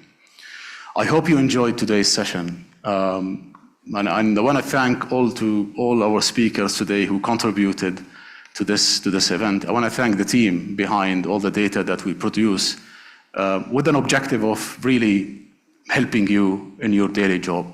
You need to go back to your CEOs and challenge them on these percentages that you get from a salary increase, for example, standpoint. Looking at the inflation rate by country or by geography could not be a true reflective of what do you need to do on the ground to attract and retain key talent.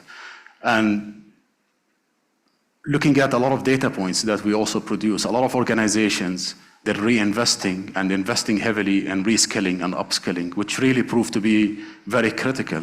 And it cost organization third the cost of going and hiring from outside. Look at the population you have, identify high performance and invest in skilling and upskilling that would support the organization in their future. So thank you everyone for staying here, and thank you for everyone who contributed to this event. I want to thank the marketing team for sure for their effort. And yeah, I'm very pleased to be here and very pleased to close today's session. So I appreciate all your inputs and questions, and thank you so much again for being a valued partner and client for us. Do I need I don't need a gift. Thank you. Thank you very much, Mahmoud, for flying all the way from Dubai. This is our token of appreciation. Thank you so much. Thank you so much. Appreciate it.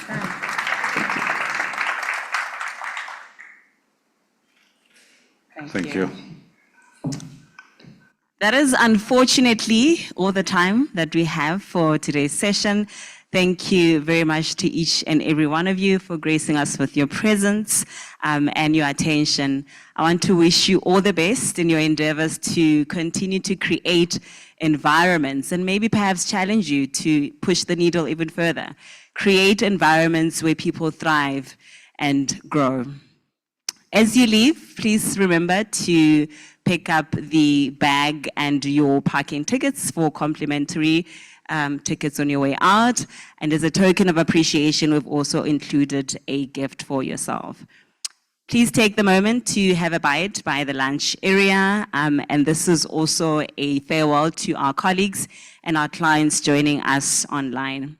For those of us who've RSVP'd for the training, please do remain. We will kick off at 3 p.m. with our training session and our colleagues, Conrad and Martina. Ladies and gentlemen, thank you very much and take care.